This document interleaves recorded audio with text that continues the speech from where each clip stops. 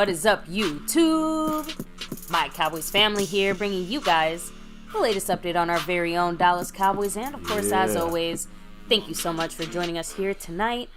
Take a second, hit like, subscribe, hit that notification bell, follow us on all social media at My Cowboys Family, and, of course, hop in the Discord link for that's in the description box down below. Hey, what a difference 24 hours makes. What a difference a whole year makes, right? Basically now. I mean, I guess it hit yesterday, right? But yesterday as in 2023. We got some great news, of course. We talked about it earlier yesterday. The universe spun right back into the proper orbit with Jimmy Johnson's induction into the Ring of Honor. Ever since that, we've been getting luck. We've been getting help. What's going on here? We're not used to this shit. Guys, I can't say that so early on YouTube. Yes. Sorry, YouTube. But guys, thank you guys in the house here with us. We're going to break down and recap this Lions game. And, of course, moving on to what's going on with injuries on our team and going forward into this big, the most important game of the year at this point. It's the Week 18 game at Washington, at the Commanders. We'll talk about that as we prepare for the playoffs and hopefully that second seed. Now, baby, as we get going here, we're kicking off a new week. Now we got, yesterday was a quickie, a bonus, an hour stream. This one here, of course, our usual jam-packed stream. But we officially now put up the people's names as earned last week. And as starting off with our sponsor of the week and our membership king, Jason Renfro. Jason Renfro in the house. Thank you so much, Jason. Appreciate you, of course. And speaking of appreciation, Marco Seppian representing as the stream boss. Yep. I forgot the word there for a second. 79 points on that stream boss. Last week Mark was repping that sponsor of the week, and Jason was up there. Now they switched places. Membership king, Jason Renfro, much love to him. He had 22 Emmitt Smith gifted memberships. And there was others in there that gifted memberships, like the Man Skeptical Fan, who had it back-to-back before that. So appreciate him and many others in the mix there. Thank you guys for your love. Of course, a new week. No new leaders in the gifting side of things as of this moment. And when it comes to the Cash App crown, well, we got another back-to-back going, and you know why he's here. Snug X with the back-to-back victories here in both weeks, the last 2 weeks. So I appreciate you, Snug X, as always, and Go Cowboys. Now, as far as leaders on the Cash App board is concerned, that has changed. We do have a new leader there, and his name is Wire Light Soft Games. Yes, and a long name. Wire Light. He's got his own little channel over there. He does computer programming and coding. He drops some love in the After Dark sessions here, MCF After Dark, which is, sometimes goes to the morning. So, again, Mr. Wire Light Soft Games, much love, and he is the current Cash App leader. But we also got a couple other leaders in here, and when you look at the overall board, it's a man everybody knows in here, Jason Renfro, who with his star-level membership dropping today, he is in first place on the overall board. I think Wire was second. I know we have Mr. A. Lavelle sitting there in third in that silver level membership.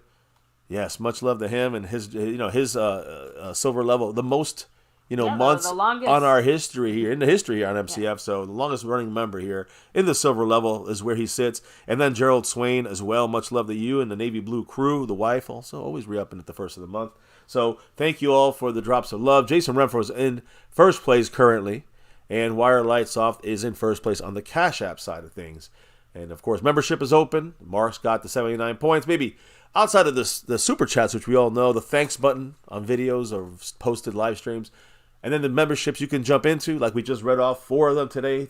Jason Renfro, Mr. Lavelle, Gerald Swain, and the wife. But gifting memberships, nobody leading there, but Jason Renfro got the championship, the crown there. Maybe what are other ways they can jump into, not just the overall board, but also specifically the Cash App side of things? Because Wire Light Soft Games actually gave through another path. One of these 4 here.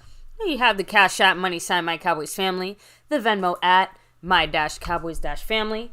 Of course, you have the regular PayPal link, and last but not least, the Streamlabs link lets your comment show up on screen just like a Super Chat. Hell yeah. I appreciate everybody who's used any of these paths to help out the channel here. But, before we get to the shout-outs for the night, let me also make sure we get our star level and over everything level shout-outs. Of course. And, guys, these are one of the special perks of being a star member, of course. Or over everything. Or over everything, of course. So thank you very much to Skeptical Fan, Jason Renfro, Lincoln Kane, Mary Alvarez, Andy Potched, Marissa Sparkle, Dwayne Broussard, The Lunatic, and Over Everything. Seabass. Thank you so much. Appreciate you all. And, there's another shout-out or two we have to do here. Yeah, I can't forget, because actually there's a bunch of shout-outs. I said Jason Renfro, but, like, how could he be there if he hasn't dropped anything, that I've announced? Well, it wasn't just him either. Skeptical Fan yesterday dropping a $2 cash app. He was actually shouting him out yesterday when we were on the stream when he dropped it, but he is on the board as well on the cash app side. So much love to Skeptical Fan on that side of things. And also, I didn't even mention how Jason Renfro got there, baby, because he did drop a whole lot of love here. Again, Skeptical Fan said, "Go Cowboys. Sorry I missed you guys earlier." So I didn't. It was right after the stream ended. So appreciate you, Skeptical Fan, shouting out the $2 holler. He is on the board, as you can see overall here. Jason Renfro, though, trying to take a lead in the cash app. He dropped $2.31 for Happy New Year's. Go Cowboys. He dropped another $1 for the Go Cowboys. Some love for some drinking shots and stuff like this. So he dropped $1, $5, and $2.26. So again, much love to Jason Renfro on all those sides of things in the Cash App side. And like I said, Wirelight Soft Gaming gave through one of these other ways, I think PayPal, through to get on the board here on the Cash App side. So I'm going to make sure I shout everyone out. And also the first live drop of the night here, right? Live stream Calvin drop. Richards, yeah. Calvin Richard. $5 holler to kick things off officially tonight, saying if we don't get this run game going, we are going to have problems. And I'm glad you brought that up, and hopefully you're able to stay for the whole stream. If not, I'm letting you know, let's say about an hour and a half into the stream, I'm going to assume, just based on the timing of it, because I know Schottenheimer actually does directly address the run game, but since those comments were made today, and we obviously have a few other things to talk about before we get to what the coaches said today specifically. We're going to get to it, right? So we maybe have a few refereeing things to discuss, maybe a few actual team things post-game to discuss, maybe a few things in between the post-game and the coach is speaking today to discuss. Second seed. Anyway, let me go ahead and hit up the second. Oh, actually, no, that was a drop. There we go. Man, that came... Wait, YouTube, you're on some... I thought I saw a Skeptical drop here. Yes. Let me see. Was it? Let me see. Yeah, he dropped 3. Yes, it was. Skeptical Fan. My bad. With the 3. That looks like it's through the Streamlabs. Yes, it is, guys. So, we're flexing it in all the directions. Every way. Skeptical Fan, adding to his Cash App and overall board, of course, side of things.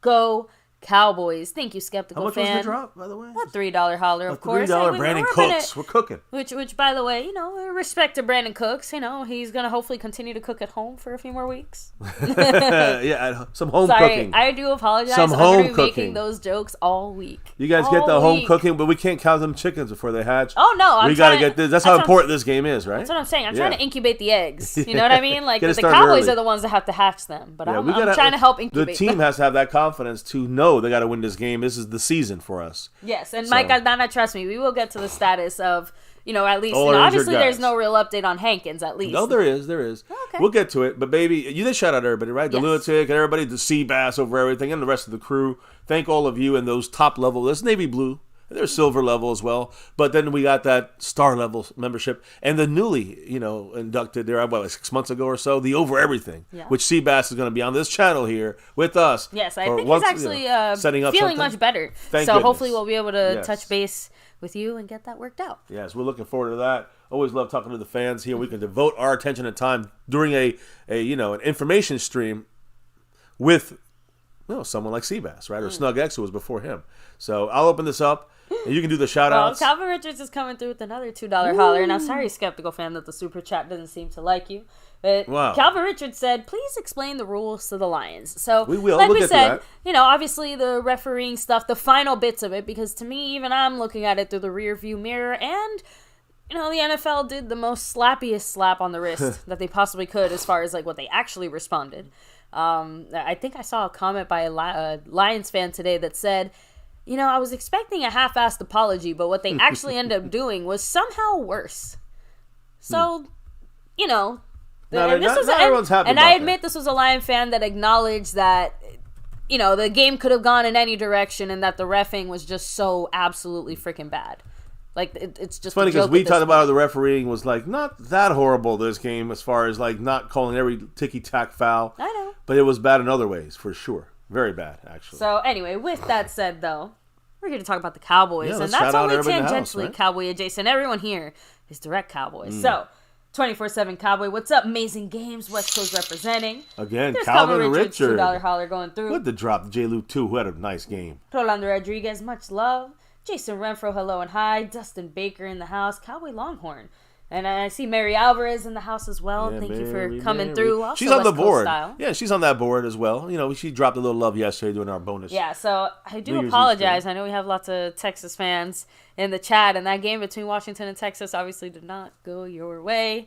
And looks like they're saying a bit of a Cowboy moment with the type of penalties and stuff called. So I'll have to check it out later. Maybe it's just a bad weekend for refs, or a bad week for refs. Well, at least it happened in that Washington Cowboy. I mean, that Washington, Texas, Dallas game. It didn't happen in this upcoming Sunday, which we do have the actual, the release of when we're going to play Sunday. Exactly. Mike Aldana, hello. What's up? Bruce got the Toxic Juice. Yes, the first official show of 2024. Yeah, true. Love Happy that. New Year, by the way. We didn't even say that. Happy New Year to everyone.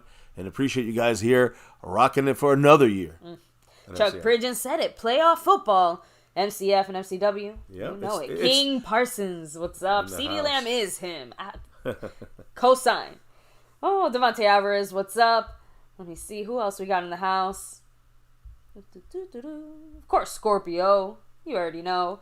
C. Bass. Over everything, the man himself. Juan Carlos saying it. The football gods blessed us. Now the Cowboys need to do their part. Correct. And win out. Exactly. Simple That's as the that. point. It is a mutual relationship here where both sides are contributing, right? We got a little bit of luck from the football gods for once. But man, if the Cowboys don't take advantage of this opportunity. Anyway. We don't deserve anything. Daniel Berry Sports, exactly. So football is a meritocracy. It's not about what you deserve. It's about what you earn. So thank you, Tony Romo, for that fact of life. Snug X, what's up? You know why he's here. The Cash App King. Let me see. Just gonna come back down one last time. I think that's everyone here so far. Obviously, I'll say my hellos and highs in the chat, but baby, we have a full jam-packed stream, and like I said, we got a little bit of the past, a little bit of the present, a little bit of the future to discuss tonight. So why don't we, roll back the clock, talk about some of the Cowboy adjacent things that we need to discuss, and obviously start to touch on a little bit of that ref situation as well. That, is going to spring us forward into, some of the better post-game things Thank to discuss. goodness we even got the ability for that, because we got a shot now. That gives us a good chance to actually, really make a run in the playoffs. Yeah, and we touched on a few of these things on our stream yesterday, our little shorter stream yesterday, so we might not go as in detail on certain parts of this, but we'll obviously give you the general highlights. Like we said, with time... Actually, yesterday was more a touch on it, because it was more about the Cowboys playoff situation, but I know, today's that's what I'm saying. We're not more of a gonna get deeper... into- Well, today's more of a deeper dive than yesterday was. I know, but we're not going to get into that specific discussion as in depth on that one topic as we did. Yeah, no. It's not going to be just on that. Yeah, we're not spending an hour talking about the future playoff situation is my point. Oh, yeah. That's what I meant. Yeah. But we have some new stuff today that we got. Well, of course, like I said, we're 24 hours plus past that point. Damn, I know. And again, the future is brighter than ever for Dallas. So there's also a big part of me that is absolutely reveling in the destruction of Eagle fandom that's happening. I didn't even get to say it yesterday, but their subreddit got shut down. It had to be locked down because Eagle fans were blowing up so bad. It got they were all just basically posting death threats and things like that to the team. Keep it classy, Philly. Keep it classy. Well, they are. That's the way they keep it classy. Good point. Anyway, Burton Barr, hello and hi. We got 24/7 Cowboy in the house. Much love with the 5 on it. He said, "Peeps are hating on us for the way we won. They were not saying this with the Dez catch. We are always us on the other, but not this time." And you know what came through 24/7? What is the one difference between all those other times and this one particular time? Did anything at all happen during halftime of that game that might have possibly altered our luck standing in the football gods' esteemed eyes? You could look at the bottom left of your screen, and you might. That's a little hint, a big hint, really. Just saying. Jimmy, Randy Stites, Jim much love Hay. to you. Hope you and the family are well Yes, as well. Randy in the house. But yeah, it is. That's why I think I'm still a little bit shell-shocked, because you're right. I am not used to being on the other side of the way those calls go, because time and time again as a Cowboy fan, it has gone the other way. Yeah, I think we went the other way on the last comment. 24/7 Cowboy actually just went through now, so it was Calvin Richard. I think you missed. Oh, there we go. I'm sorry. Well, I know we got lost in the sauce there. So it's all good. Calvin Richards also dropped another $5 holler. Thank you. he said the guy was in a 3-point stance in the tackle position. He could not receive the ball with a receiver on his left. And and that's one of the things that we discussed, I think, even after our game. Yeah, but we did it live stream. We did it after the live, during the live stream, basically. We did it last night, actually. And we're going to do it again tonight. I'm going to give you guys the actual breakdown on that. Yes, but long story short. Good catch there. Like I had kind of said, Detroit tried to do something a little bit, to confuse the Cowboys. And unfortunately ended up just kind of confusing the refs as well, which led to this situation specifically. Yeah. So let's get to it. Let's just get right to it, guys. When it comes to this refereeing situation and, the game being given or, given away to the Lions by the refs and all that stuff. Listen, first and foremost, let me just say this about our game yesterday. The Cowboys join the Brady-Belichick combo as the only teams over the last 25 seasons to win 16 straight games at home. Oh, boy. We were at 15 in a row. We won this game at home against the Lions, the last regular season game at home for the season for the Cowboys. And this is our 16 now. We're at 16 home win streak. It doesn't count for the playoffs. So this will be something that continues in 2024 in the sense of the season next season. I say next year. We're here. We're already here. But it's the Cowboys' second longest home winning streak in franchise history. I think we talked about it last night. Mm-hmm. Only streak at home better than this one we're on right now is an 18-game streak. We have to win 3 more games at home next year to open up the season. The next 3 home games that we win, we will have 19. That will break the 1979, 80, 81 streak of 18 games in a row from that team. The longest win streaks at home, like I said, the Patriots have this is the longest streaks at home in the last quarter century. The Patriots have a 20 home winning streak, 20 games, but they got a lot of Super Bowls in those years, right? Yeah, they did. And then they had 18 and another 18. They had 2 18 home winning streaks as well. So that got them a couple Super Bowls in there. And then the Cowboys are squished in there at 16, along with the 2012, 2013, 14 Patriots, who also have another 16 home game winning streak. So my goodness, when you look at this 2002 to 2019, the Patriots had 2 18 home winning streaks at home, a 16 home winning streak at home, and a 20 home winning streak. I mean, and they got 5 Super Bowls from that. They got 6 Super Bowls from that. That's how big of a deal, winning at home consistently is. And they did it over 2 decades. We're here just trying to do it over 2 seasons right now. So that's where the Cowboys are at. Cowboys, of course, are the only one with the active streak still going when it comes to our home win streak. But enough of the streaks. Let's talk about what's going on with these fucking blind refs in this game. And it's not just the Lions bitching about it, because I'm telling you right now, outside of 3/4 of that game, to me, was refed pretty well. I think that there was it was okay for the Cowboys to, they were playing very hands off with the flags, those refs. Mm-hmm. And then all of a sudden they got blind. And let me just say this. We know what happened at the end of that game with the Lions when number 68, who caught a touchdown, offensive lineman, Taylor, left tackle. And then number 70, which was their 6th offensive lineman, Dan Skipper, who's on the right side of their line there on their offensive line. We know what happened. They kind of all 3, them 2 and Jared Goff were next to the ref, who one of them said, and we're assuming it was number 68. Yeah. But the whole game they've been doing it with number 70. So that's kind of the trickery there. So when 70, Skipper lined up on the right side of the line, where he was kind of like the tight end in a way, right? The left side was number 68 playing only at the edge there at the left tackle spot as the left tackle. You can't even be eligible in that situation. But there's other things that's going on. You can't be eligible with the way that the Lions had set up their lineup. So if it was not illegal touching, it still would have been illegal formation. That's a fact. Also, yes. Another fact, right? Even if you verbally check in with the ref as an eligible receiver, they like the hand signal as well. Confirmed there was no hand signal at the line. So I just want to throw that out there. Like, even they admitted, because they said, they're like, and again, it's not like they as in the Lions, right? Yes, they as in the Lions, and also do want to admit, it's not a rule. It's not like you have to do the hand signal and verbal confirmation. It's just a preference of the refs generally. Right. Most people do both. You don't have to, and some obviously some do one or the other. They gave the verbal, but they didn't give the hand check. Exactly. So that's added, which is not it's not mandatory. Exactly, but that added to some of the confusion, just because I imagine the ref was looking for it and did not see the hand signal. If you would have seen it from 68, I think that would have probably caused the refs to stop it for a second and say, double wait, take, yeah. Because like you said, he even admitted he just assumed it was 70. Because that's 70 because guys, that's what they had been doing literally the entire game. And we're down to like 15 seconds. The entire game, quarter, like 23 seconds there at 2-point conversion. The whole entire game, every time they went to the ref, they said, number 70, when he brought in that sixth lineman, he was the eligible receiver. And he checked in with the ref. I don't care if it was hand signal or not. He verbally did it. And then this time, on purpose, this was a plan by the Lions. Yes. Dan Campbell said it. The refs also kind of confirmed it, right? Pre-game. Yeah, pre-game. Dan Campbell spoke with the refs, met with the refs, showed them that. It's also been confirmed that Brad Allen was not part of that specific meeting. I don't know. Who was the head? He was the head ref, yeah. I don't know if that's a normal thing. From the statement that was put out there, it wasn't put out there as like he wasn't part of the meeting and that was weird. They kind of made it seem like it wasn't unusual for him to not be part of that specific ref meeting.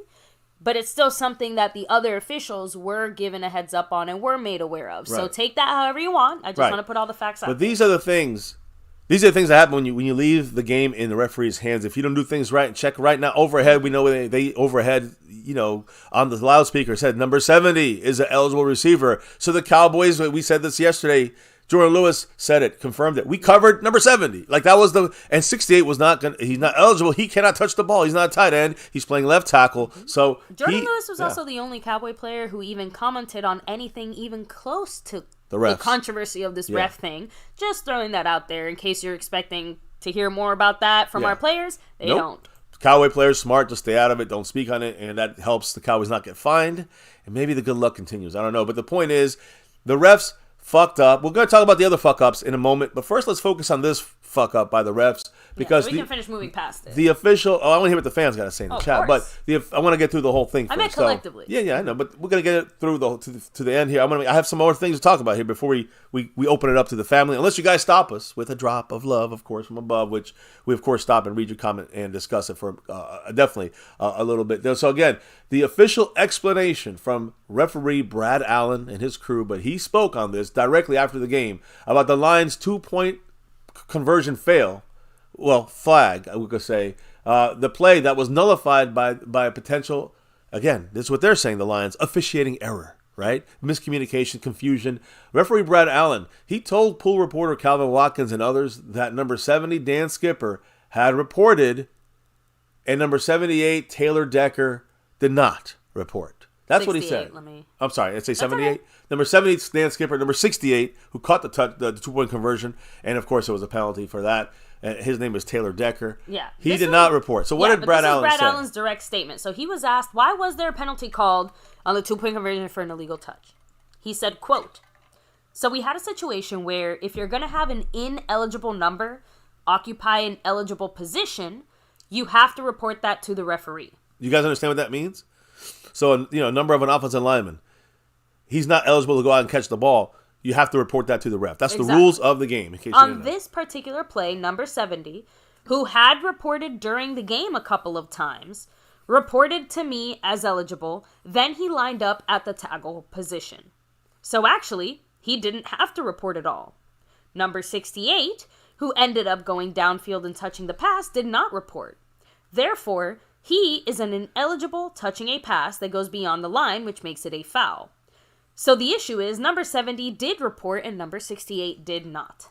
Now, I just want to say something as well. I don't know if they address this, but this is where you see the replay, all three guys. I'm saying Jared Goff is one of the guys. Mm-hmm. The referee, Brad Allen, is one of the guys. I'm assuming it was Brad Allen. And then the other two guys are number 68 and number 70. And this was a plan on purpose by Dan Campbell. This was a trick they wanted to do. Yeah, it's very rare for a team to straight up say, like, this is the trickery we were doing, this is exactly how we were going to do it, and this was our plan, and this is how we executed it. Yeah.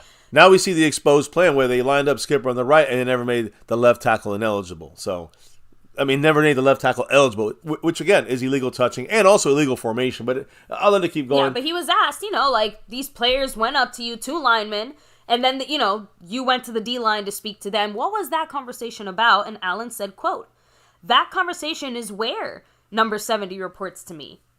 And I then go to the defensive team and I say to them, number 70 has reported as an eligible receiver. So they will be aware of who has reported and then I return to my position." That was the conversation with the defensive line.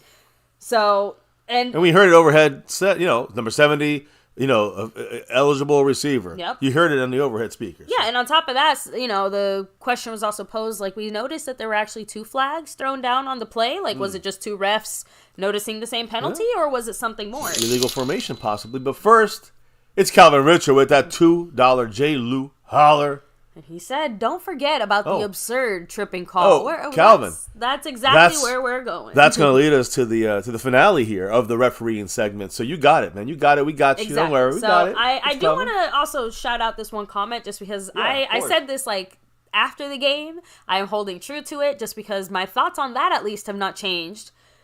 Haley94, we're saying Detroit fucked around and found out. Correct. Tried to pull a fast one. Detroit and everyone heard it on the loudspeaker. It's Detroit's obligation to ensure who checks in. They had time because McCarthy called a timeout. So no excuses. So again, like everybody heard it say 70 reported as the eligible guy. Why is 68 now sitting there saying, hold up, I am not number 70? What is going on? Well, of course, here? during the huddle, he's thinking about catching that pass. So the last thing he's thinking about is that. But it's they on them. Last time I checked. It's on them. So, exactly. And my point then is, like I said, basically what Haley said. When you play any kind of play that has deception or trickiness to it, you run the chance of deceiving the people who are maybe not supposed to be deceived, like the refs. Because guess what happened a few weeks ago when we did a very similar-ish play in the sense that an ineligible guy was reported as eligible, and then they called a flag on us and said, no, he actually wasn't, even though you run the footage. Yes, he was. It looked like he checked in and put his hand up and everything. But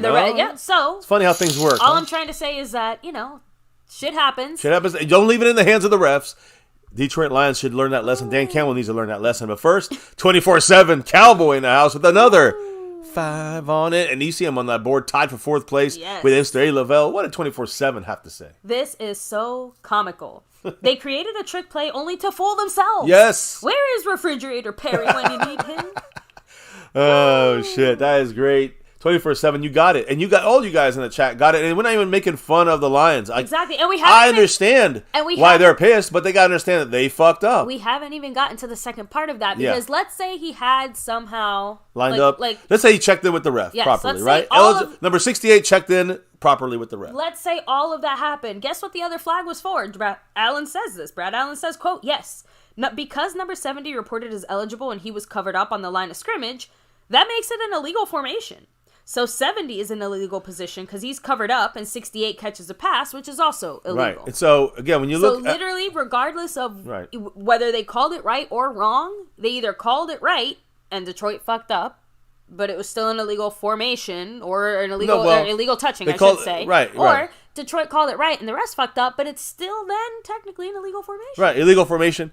The same penalty, yardage, everything would have been the same. They just bitching about it now because they got a little bit of the Cowboy treatment. Yep. Because how many times does this shit happen to us? And I see the Cowboys actually do it correctly out there, and they still screw us. So it happens. The Lions screwed up. We got lucky, but we got the win, and we got lucky the next day because we got the Eagles to lose, and now we control our destiny. We fuck it up. Well, it's a typical Cowboy thing, right? Well, so we got to make sure we hold it down. Coming through with the $5 holler saying Mark in the house. Bullshit. If 68 reported and the ref assumed it was 70, that's 100% on the ref. Detroit has every right to do a trick as long as it doesn't break the rules. And I agree. But my point about tricks is that sometimes they're tricky. That is the higher risk of doing plays that have, that a little bit of deception to them, which is what I'm trying to say. No, and what Mark is saying, and I agree. Of course, they could be pissed, Mark. That's not. No one is saying that they shouldn't be pissed. But here's the thing. I want to make sure we reiterate a couple of things. Reiterating this. Okay. Number 1, they came out with the plan to confuse the ref. That was the plan by Dan Campbell, is to bring both guys to the ref to consistently do. Have Dan Skipper, number 70, checking in with the ref whenever he wanted to be. Whenever they called for it, and then 68 with him that time, they both together, and one of them said it. They're trying to confuse the refs. Let's just keep that real, Mark. So they're trying to confuse the refs. You can't always, the ref can only do so much, right? You know it, Mark. Yeah. We've been screwed over by calls our lives by referees. I'm not saying we blame it on refs, but we've been screwed over by refs. And what happens? We got to eat it. Yep. Like the catch, and all that stuff, right? It was just pointed out a minute ago, too. They had the chance to self-correct when they heard the wrong number called, and then there was a timeout, and then... But that's what I wanted to say. And it wasn't a timeout after that. It was, Sure, before, it was before that. But they had a chance to. The point here is, Mark, if the refs make a mistake, how many times does that happen to us? And we bitch about it. And I just say, I tell the fan base, I tell the family here, it sucks. We got to overcome that. The same thing here, Mark. Let's not good for the goose, good for the gander, kind of cherry pick that stuff. It's what I'm trying to say here is, I'm not saying that it's right or wrong, but when you hear the referee say number 70 is eligible, that is Dan Quinn. Forget about 68. And Taylor Decker. Yeah. It's up to the coaching staff. One of the coaches, that's on the coaching staff. If the referee made a mistake, you got to correct him. They were trying to be too sneaky, and they let it slide. They hoped they would slide. It didn't, and you pay the price. Now, let's say they said that number 68 is the eligible receiver. You know what would have happened, Mark? They would have run the play, and there would have been a flag for illegal formation. So what's the problem, Mark? Well, I just want to know, what's the gripe there? Where even if they did it the way they say they wanted to do it, it was still illegal formation. It would have been a penalty, and the Cowboys would have won anyways. Mark, don't get so mad about the Cowboys pulling out a win against a tough team. And the final thing I'll say, at least on that specific regard, real quick, what happened after that? Because remember, it was just a penalty. Yeah. They got to replay it. Yeah, they decided not to kick the extra point. But two other chances to make a play, and they chose to go for it both times, and they failed both times. They fucked themselves. That's it. It's all on Detroit, not on the refs. All on Detroit. And you know what? I think that it's finally time. Let's maybe roll the clock back, because about 30 seconds before that, an even more egregious refereeing error occurred in that game that had a bigger impact on the game, because you remember how Detroit even got to that point where they wouldn't have got there, guys, if it wasn't for the other bullshit penalty. Yes, Casper the Friendly Ghost out here tripping people. Yeah, Peyton Hendershot tripping when it was obviously Aiden Hutchinson. Why isn't there an uproar about that? Well, there is, and we're going to talk about what happened from that. First, let's talk of Mark Hovsepian dropping another 5 on it, moving up the board. What did he say? 68 went right to the ref. 70 was not near the ref. I'm not cherry picking. It's a bad call. We're defending the refs so we can cash in a win, I guess? No. Mark, I'm sorry. I got to say, you're actually wrong on this one. We got the video. Shows. Yeah. I should try to bring it up here, but it's too late. Dan Skipper is literally in 68's way. That's one of the reasons why I also think the ref just mentally checked out and thought it was Dan Skipper, because 68 yells he's an eligible receiver. Mark has to still answer for... Why didn't the ref said 70? Everybody heard it. We heard it. Why didn't the Lions correct it or call timeout? Another thing. Why don't you? I want Mark to address this specifically. What about the illegal formation?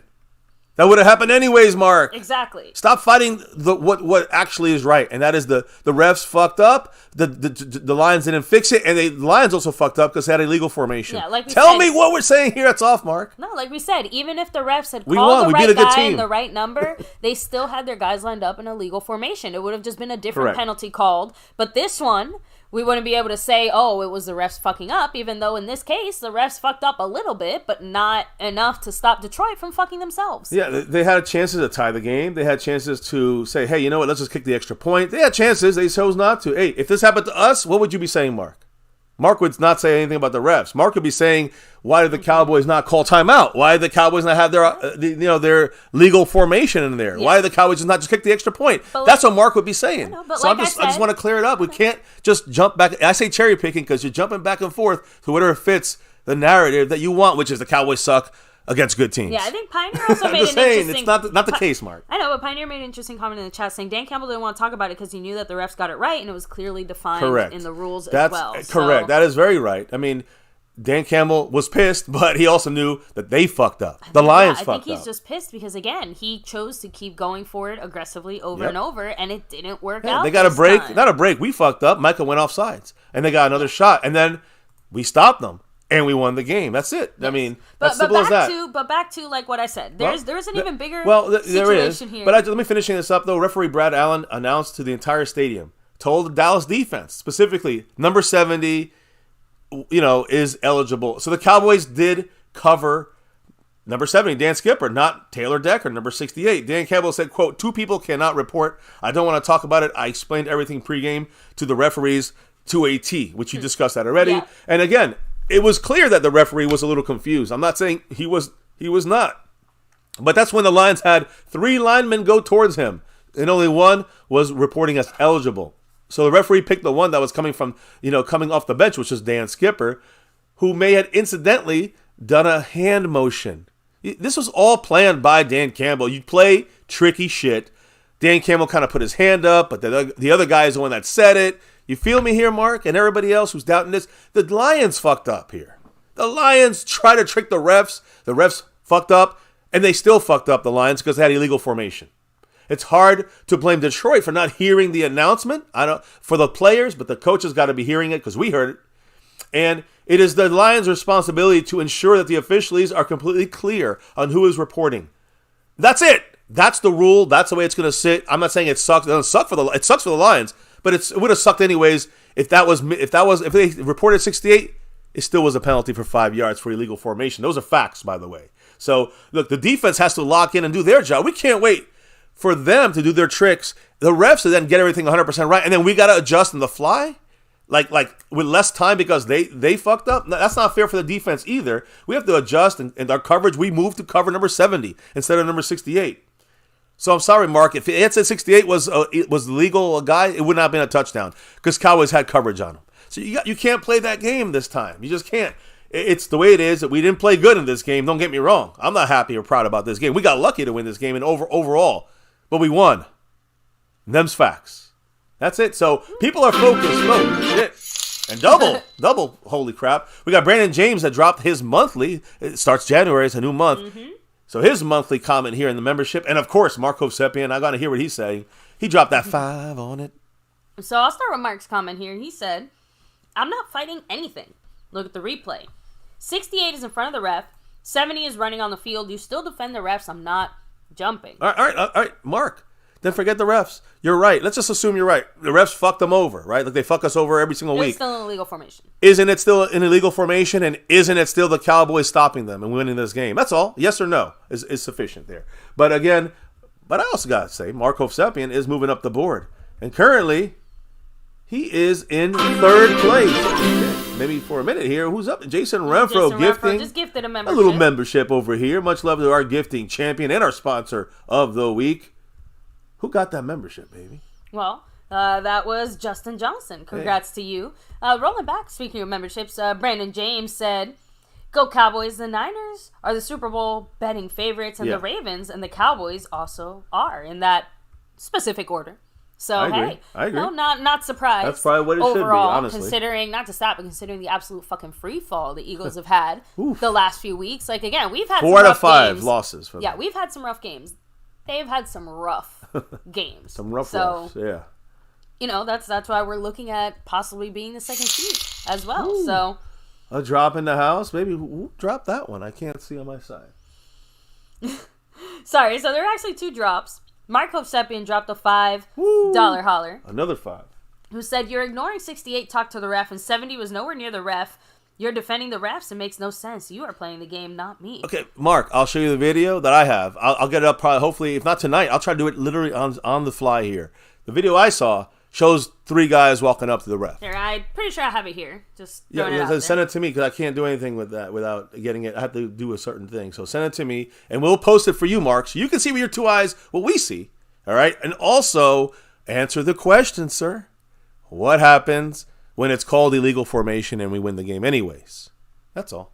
Not defending. I actually am giving you the benefit of the doubt. I'm saying, yeah, sure. Let's just say it's all the referee's fault. Why is it still not? Why isn't anybody talking about the illegal formation that was going to be called? Why don't we talk about that? I wish the refs would have just called illegal formation. It would have shut everything up. You know, it would just ended everything, and we would have been good.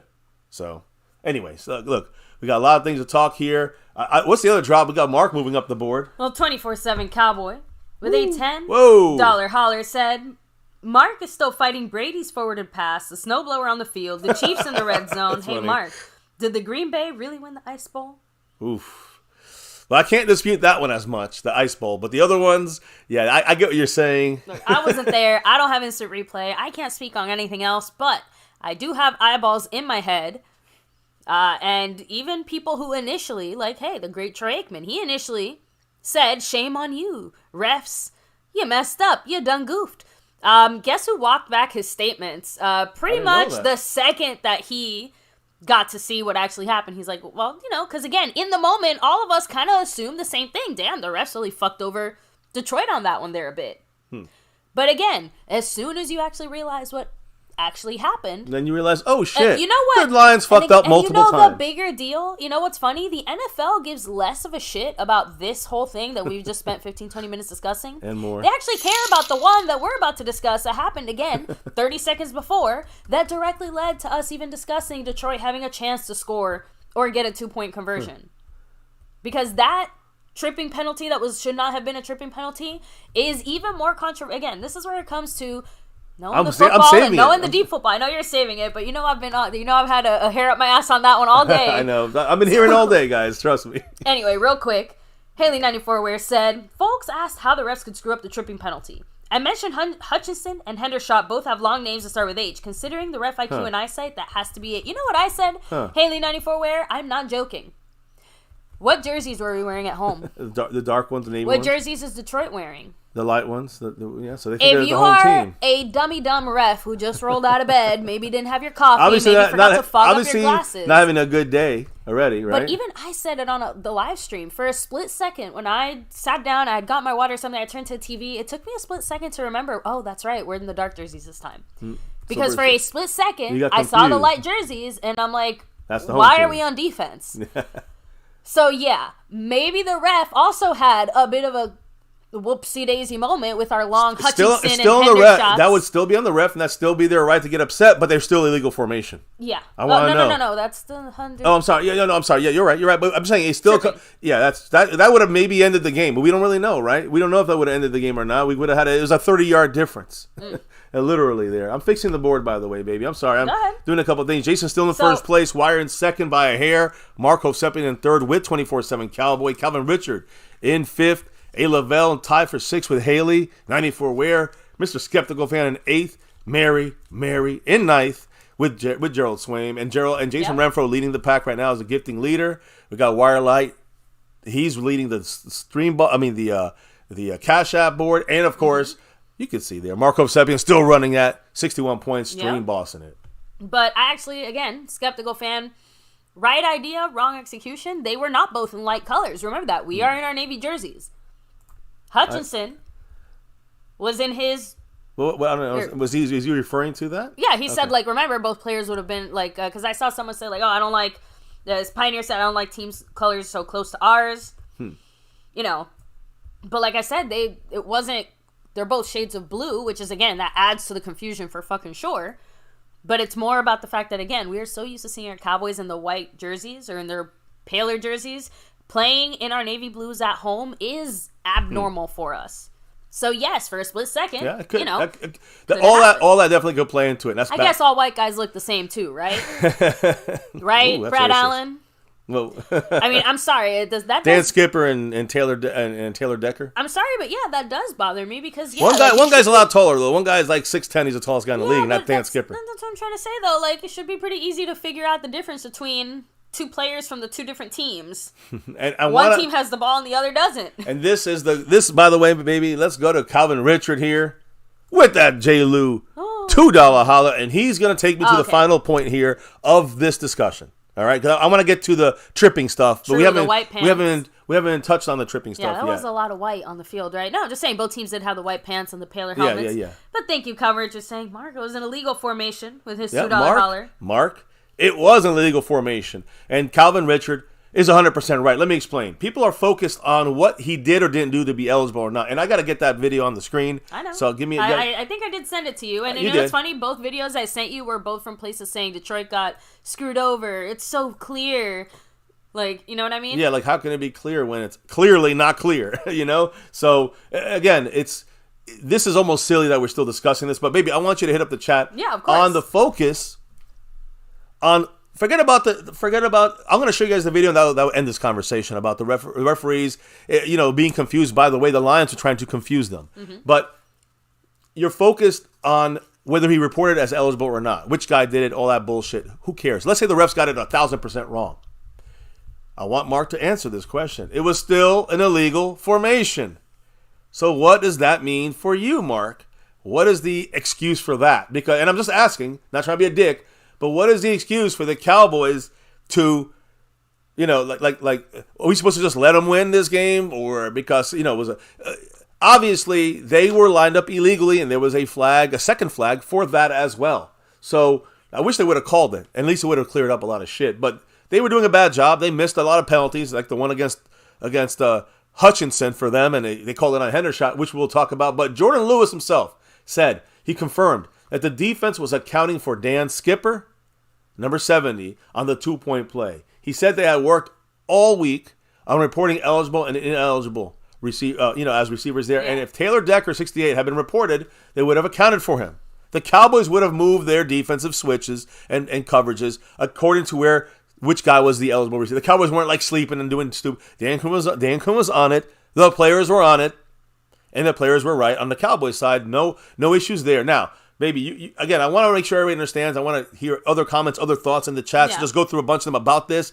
But whether it's about the checking in with the ref, whether it's about illegal formation, Dan Quinn could have kicked the extra point. Didn't have to go for it 3 times. The Cowboys won the game. It was I want to say luck, just bad luck for the Lions. But it was there wasn't even a mistake, really, by the refs when it comes to the illegal formation, which they would have called. So I don't even care about this ineligible receiver thing, illegal touching. It's still the Cowboys earned the win, even though it was ugly. Yep, and for those of you who weren't here earlier when we mentioned it, or during yesterday's stream where we also mentioned it, the only player to even speak about this whole fiasco was Jordan Lewis, who basically only said, since 70 reported eligible, we covered him. We would have covered 68 had he been the one to report eligible. Like, it is not freaking rocket science to think that someone who was shown to possibly be a receiver would have been covered by our defense. So a couple quick comments maybe in the chat. Yeah, I'm not sure what colored jerseys we're going to be wearing, Xavier, during our Washington game. Probably the dark ones. Usually that's what the Washington Commanders make us do. Yeah, wear the dark jerseys. Yeah, so again, back-to-back Navy weeks, right? So, and Big Boss Man saying it, Lions try to be sneaky and failed. That's correct. Jay Duncan said, Eagles in free fall F you at the refs on that tripping penalty. So, like I said, from a fan perspective, the bigger, flashier penalties, obviously this end of game 1 or whatever, but like I said, internally from an NFL perspective, what sources, we know sources, but what sources seem to be saying is that the tripping penalty was actually the bigger, stick in their craw when it came to the NFL and how they feel about the officials and their officiating. They faced only the most minor slap on the wrist over their penalty mistakes, but if you kind of look at the entire game, there were some really, really bad officiating calls by these refs from missed penalties on both teams, let me be clear, right? Yep. Cowboys and Lions both, although Micah getting held and face masked on the same play is a particularly impressive feat. So here we go, guys. This is it. There's a check-in. Both guys. Now it's 58, 68, and 70. You guys see this, right? Yep. So you're seeing... They're even telling you, they even tell you, look at this. So 68, and they have 58 purposely kind of box. You see watch Penei Sewell. Mm-hmm. He goes over there purposely to confuse the ref, to stand in between 68 who checks in, and then 70 who puts his hand up. You see him around his waist, he put his hand up. Now, the referee, out of those two guys, after all three guys, out of 58, 68, and 70, picked 70. As the guy that was eligible. He said it over the loudspeaker. Everyone heard it. You guys said it. The audio is out. We can't, unfortunately, play that I can't audio, do that, yeah. But we can show you this. But again, two guys come up to him. The skipper comes in waving at the ref.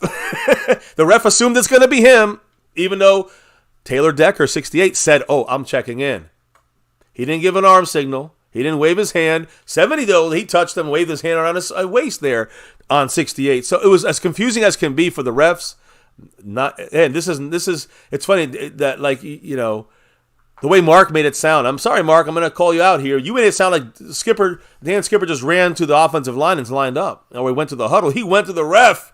And he wasn't the guy that's supposed to, he wasn't the guy checking in, right? I mean, they said he did, but he was next to the ref. He ran towards the ref. The ref literally just pointed at Skipper and said, "You're the one eligible," right? I mean, I just missed that. Look at him. Look at him. Look at the referee. Hand up, right? Watch his left hand on his waist. Left hand up, points. That's it. I don't want to hear it. He checked in. 68 tried to sneak and check in again. So you have two guys checking in. According to the refs, you can't do that. That's what Dan Campbell was told. And that's, you play fucked up games, you get fucked up. And that's it. That's it. It's on Dan Campbell. It's on the Lions. The referees could have been better. You can't rely on the refs to win you games. We know this rule. Why don't the Lions know it? You know why? Because we're the ones that get screwed all the time. Well, so, not this time. Not just all season, but pretty much since the beginning of Dawn here at OCF. Play a game that the refs won't make you lose. Right? This is Play good enough. The refs don't get in between you and win. Other channels will say blame the refs, but here we never try to do that. And we've done that here as Cowboy fans. We say, the bad calls, missed calls by holding on Micah. We can present that, but we're saying you got to overcome that. We're not saying, wah. We're saying you got to overcome it. Case closed. I've been saying that since 6.5 years on My Cowboys Family. This is an example of the reverse on the other team. Yeah. They cannot let referees win the game for them. They want to get tricky. They want to box out who's checking in and use themselves as shields. Come on, guys. Don't put your head in the sand, Mark, and others. Forget about win or lose. This is a mistake by the Lions, not the refs. This, again, illegal formation afterwards on the same play is a mistake by 100% by the Lions, not the refs. Jason Renfro, thank you, by the way. The $1.60 drop there. A classic Go Cowboys, as always. Yes. And we love you, Mark. We we love you, brother. But we got, this is one we're gonna have tooth and nail fight down to the finish, because this is obviously, not a situation. We won the game even without this mistake by the Lions or the refs. We still would have won the game based on the illegal formation. And I have not seen Mark Hovsepian say anything about the illegal formation yet. So let me know, Mark, when you hear me. Make sure not just the proof is here. To let you know. And I'll make sure I put this back up if Mark needs to see this when he's on. I don't know if he's on and around and hovering and lurking in here, but I know he'll come back and forth. So when he comes back, I want to put this on for him so he can, he can have his say on that. And I still want to hear on the illegal formation. Like I said, I will let you know, but like I said, I'm very excited to finish discussing this topic in general. So, like I said, I'm really excited to leave that in the past, right? The game's over. You give ourselves 24 hours. That goes both ways, right? So that's both ways. When we get screwed, or another team feels like they get screwed. So either way, guys, the Cowboys we're going to cover, the number 68 if he was reported as eligible by the referees. Now, there was a play that happened. I'm not going to show this one. I guess I could eventually, but you guys already have seen it. When Aiden Hutchinson, number 97 of the Lions, tries to trip Tony Pollard running the ball, and he was getting blocked by number 89 of the Cowboys, tight end Peyton Hendershot. That tripping call cost us 15 yards and made it was literally a 30-yard difference, because the tripping call was obviously on Aiden Hutchinson. It should have been called on him. The referee got confused, called it on the Cowboys inexplicably, and we lost 15 yards. So we would have had the rushing yardage from Tony Pollard's play there, maybe 4 or 5 yards, and then another 15 yards. They cost us over 30 yards on that play. The referees fucked. You want to talk about the referees fucking up, Mark? Let's talk about it. The referees fucked up here against the Cowboys. Stick up for that, Mark. So you got to be real. Again, that's what cherry picking is called. So number 97, Aiden Hutchinson, stuck his leg out, obviously. It was an obvious tripping call. The referees obviously saw it, and Brad Allen, the head ref, fucked up and called it on the Cowboys. Yeah, it was obvious enough to be clearly a penalty. I guess not obvious enough to figure out who what team did it. Yeah, okay. It was. Yeah, they called Hendershot. They called him for tripping, which is a critical point of the game. He didn't trip anybody. It was a difference of almost 35 yards at least difference right there. This crew, whether you don't like the way he handled that ending thing, the Lions still screwed themselves anyways on that last play and the 2-point conversion. But this play wouldn't even give them a 2-point conversion. That play would have ended the game. We would have had a field goal, and we would have had they would have had a 2-score lead. That would have ended the game. That's it. Game over. But because of their bad refereeing, not at the end of the game, not the last minute, not the last seconds, but literally on our drive when they called the wrong team for tripping. That's the wrong player is one thing if it's the same team, who gives a shit. It's the wrong team. That's a mistake of 30-plus yards. And I've seen several comments here saying, that's a difference maker, because we would have been up by 10. Yep. And that's all. That's where we were headed. It would have been 23-13, game over. Right, Mark? So, again, that's one play. What about the other plays? And I'm not even bitching about it. This happens all the time. I mean, this gets old after a while when you start seeing the no penalties called on Micah Parsons. We make little bingo cards out of this. Micah is again first held by his face mask, then tackled by a lineman of the Detroit Lions. The referees did not throw a flag. Now again, I'm not bitching about it. We got to overcome it, and we did. But it's been officially 42 quarters since the referees have called a penalty in favor of Micah Parsons. 42 quarters of getting head slapped, of getting held multiple times a game, obviously. And we still have to overcome that shit. That's what I say. Fuck the refs. They fuck up. You got to overcome them. Detroit couldn't. And Detroit fucked up themselves. So many blatant illegal hands to the face, kind of like this one right there against Washington, which is our opponent this week. Blatant illegal hands to the faces, face masks, and holds against Micah Parsons by the Detroit Lion offensive line. Not a call. So I don't want to hear anybody crying about the refs fucking them over, especially when the Lions themselves fucked up. I don't want to hear about Mark saying to me that the Lions, the poor refs. Fuck the refs. But the refs are the ones that are the problem. No, look at the refs. Why aren't the refs calling flags on on holding against Micah? Why aren't they calling flags on tripping on the right team? Answer me those questions, then we could talk about if the referees fucked up, it's still the Lions' fault because they had an illegal formation. So it's a loss. Whoever takes a side of the Lions in this case are dead wrong. And skeptical fan, yes. Had it been called in our favor, that would have been a 15-yard penalty, automatic first down. Yes, it was a 15-yard penalty on Aiden Hutchinson, and they called it on Hender's shot. So instead of wherever Pollard got tackled and adding 15 yards, it was at the line of scrimmage and back 15 yards. That is well over 30 yards. Yeah. A difference of a play there. We went back 15, we lost 15, and whatever was in the middle there, we would have gained off that run. So bullshit across the board. Referees did horrible, but not with that Detroit play at the end. It was with the tripping call when they literally called it on the wrong team. That's a huge mistake. And let me tell you something, guys. On top of that, and all the other issues that what they had, and people see every week with the Micah Parsons issue that nobody ever calls anything against the offensive line of that block Micah. Today, the NFL said, "Fuck all this. These Lions this game for the Lions Cowboy game. These refs sucked."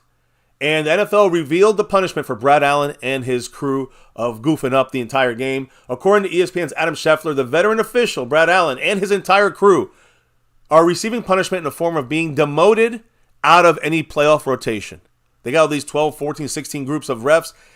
They just knocked him out the rotation for the future. Quote, Brad Allen's refereeing crew is expected to be downgraded and out for the 2024 NFL playoffs. And this is Adam Schefter, by the way. Adam Schefter, and not because necessarily only of that mix-up at the end of the game where the Lions were trying to be deceitful, but also because of the tripping call, which was not called, and that has played a major role in the demotion of these refs. And of course, because of this situation, they did look over and review the game, and like I said, when you look back at the entire game, a lot of other moments that the refs, blatantly failed to do something about it. Yep. So, like we said, the mistakes added up and mattered.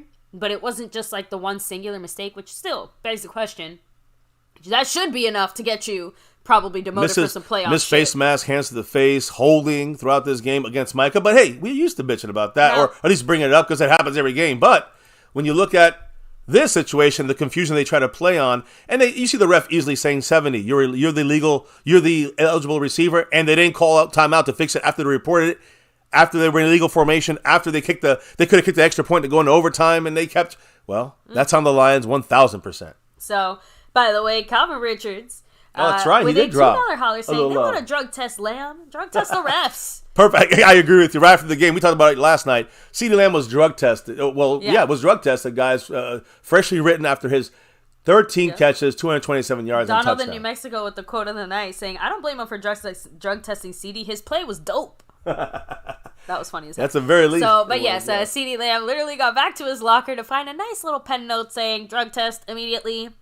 Steroids, alert." Yeah, you had too good of a game for us to actually take seriously that you did it on your own. Guys, CeeDee Lamb set a single season franchise record yesterday for receptions in a single season. And he did it in all 16 games, which matches Michael Irvin. He's now number one, even over Michael Irvin, over anyone in our Cowboy franchise history with the single season reception record. Also, in the same 16 game time frame, he also had 227 yards in this game, along with his 13 receptions, which makes him the all-time receptions, single-season reception leader or winner, whatever, on our team, passing Michael Irvin as well. So 13 catches, 227 yards, 1 touchdown, and of course that 92-yard incredible play by Dak to CeeDee Lamb. And then immediately was issued a drug test when he went back to his locker. He took a picture of it, posted on Instagram and Twitter, and he said, quote, "Waste no time, huh?" at NFL. So, he basically had to go and check in right then and there to get a drug test. So it's funny because even, and I'm gonna leave CeeDee Lamb up there, but even one of our coaches was asked today, and I don't know if you have a lot about Mr. Schottenheimer. And he made it look too easy. That was a problem. Yeah. It wasn't even the speed. It was just he made it look too good. Yeah, I mean, when you look at, let me get the refs out the way because we had enough ref check. But when you look at what I don't know if you have this, but Brian Schottenheimer said this about CeeDee Lamb, quote, "It's just a constant ascension with CeeDee Lamb." Mm-hmm. He said I've never been around a receiver who's as consistent as CeeDee Lamb this year has been, and despite getting weekly attention from opposing defenses, he said, quote, "He's one of the most instinctive football players I've ever been around." That's his view on CeeDee Lamb, and issued that drug test, incredible, right? Yeah, but my comments from Schottenheimer are actually from today's. Yeah. That was from today too. Post-game. Well, that was from today. That was from today it? as well. Yeah, I found that laying around, so I wanted to say that. But now we can go again. I would love to hit up the chat.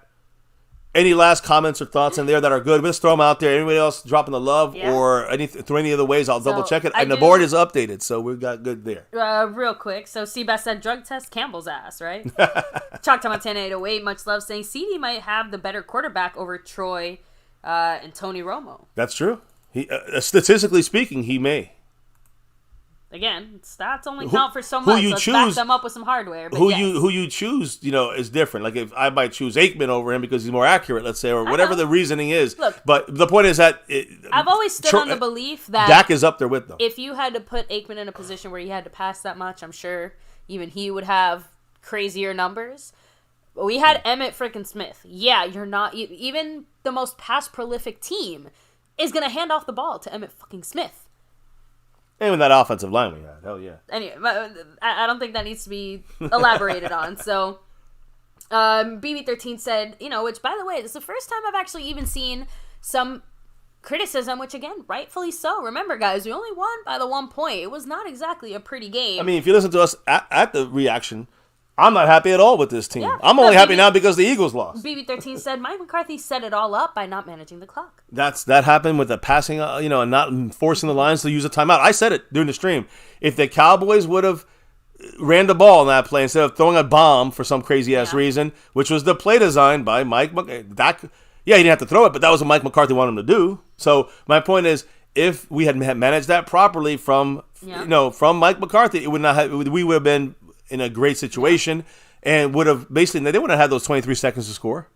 Also, several comments from you guys, and again, rightfully so, right? CeeDee Lamb put us in a bit of this position as well, right? Scorpio said it. Irving wouldn't have fumbled the ball in the end zone like Lamb did. Mike Aldana said we left points on the board. That's correct. Blue Santos Pale Moon adding in there. The thing is, Dak had to do this with some of the worst defenses in Cowboy history. So, right now he's got a much.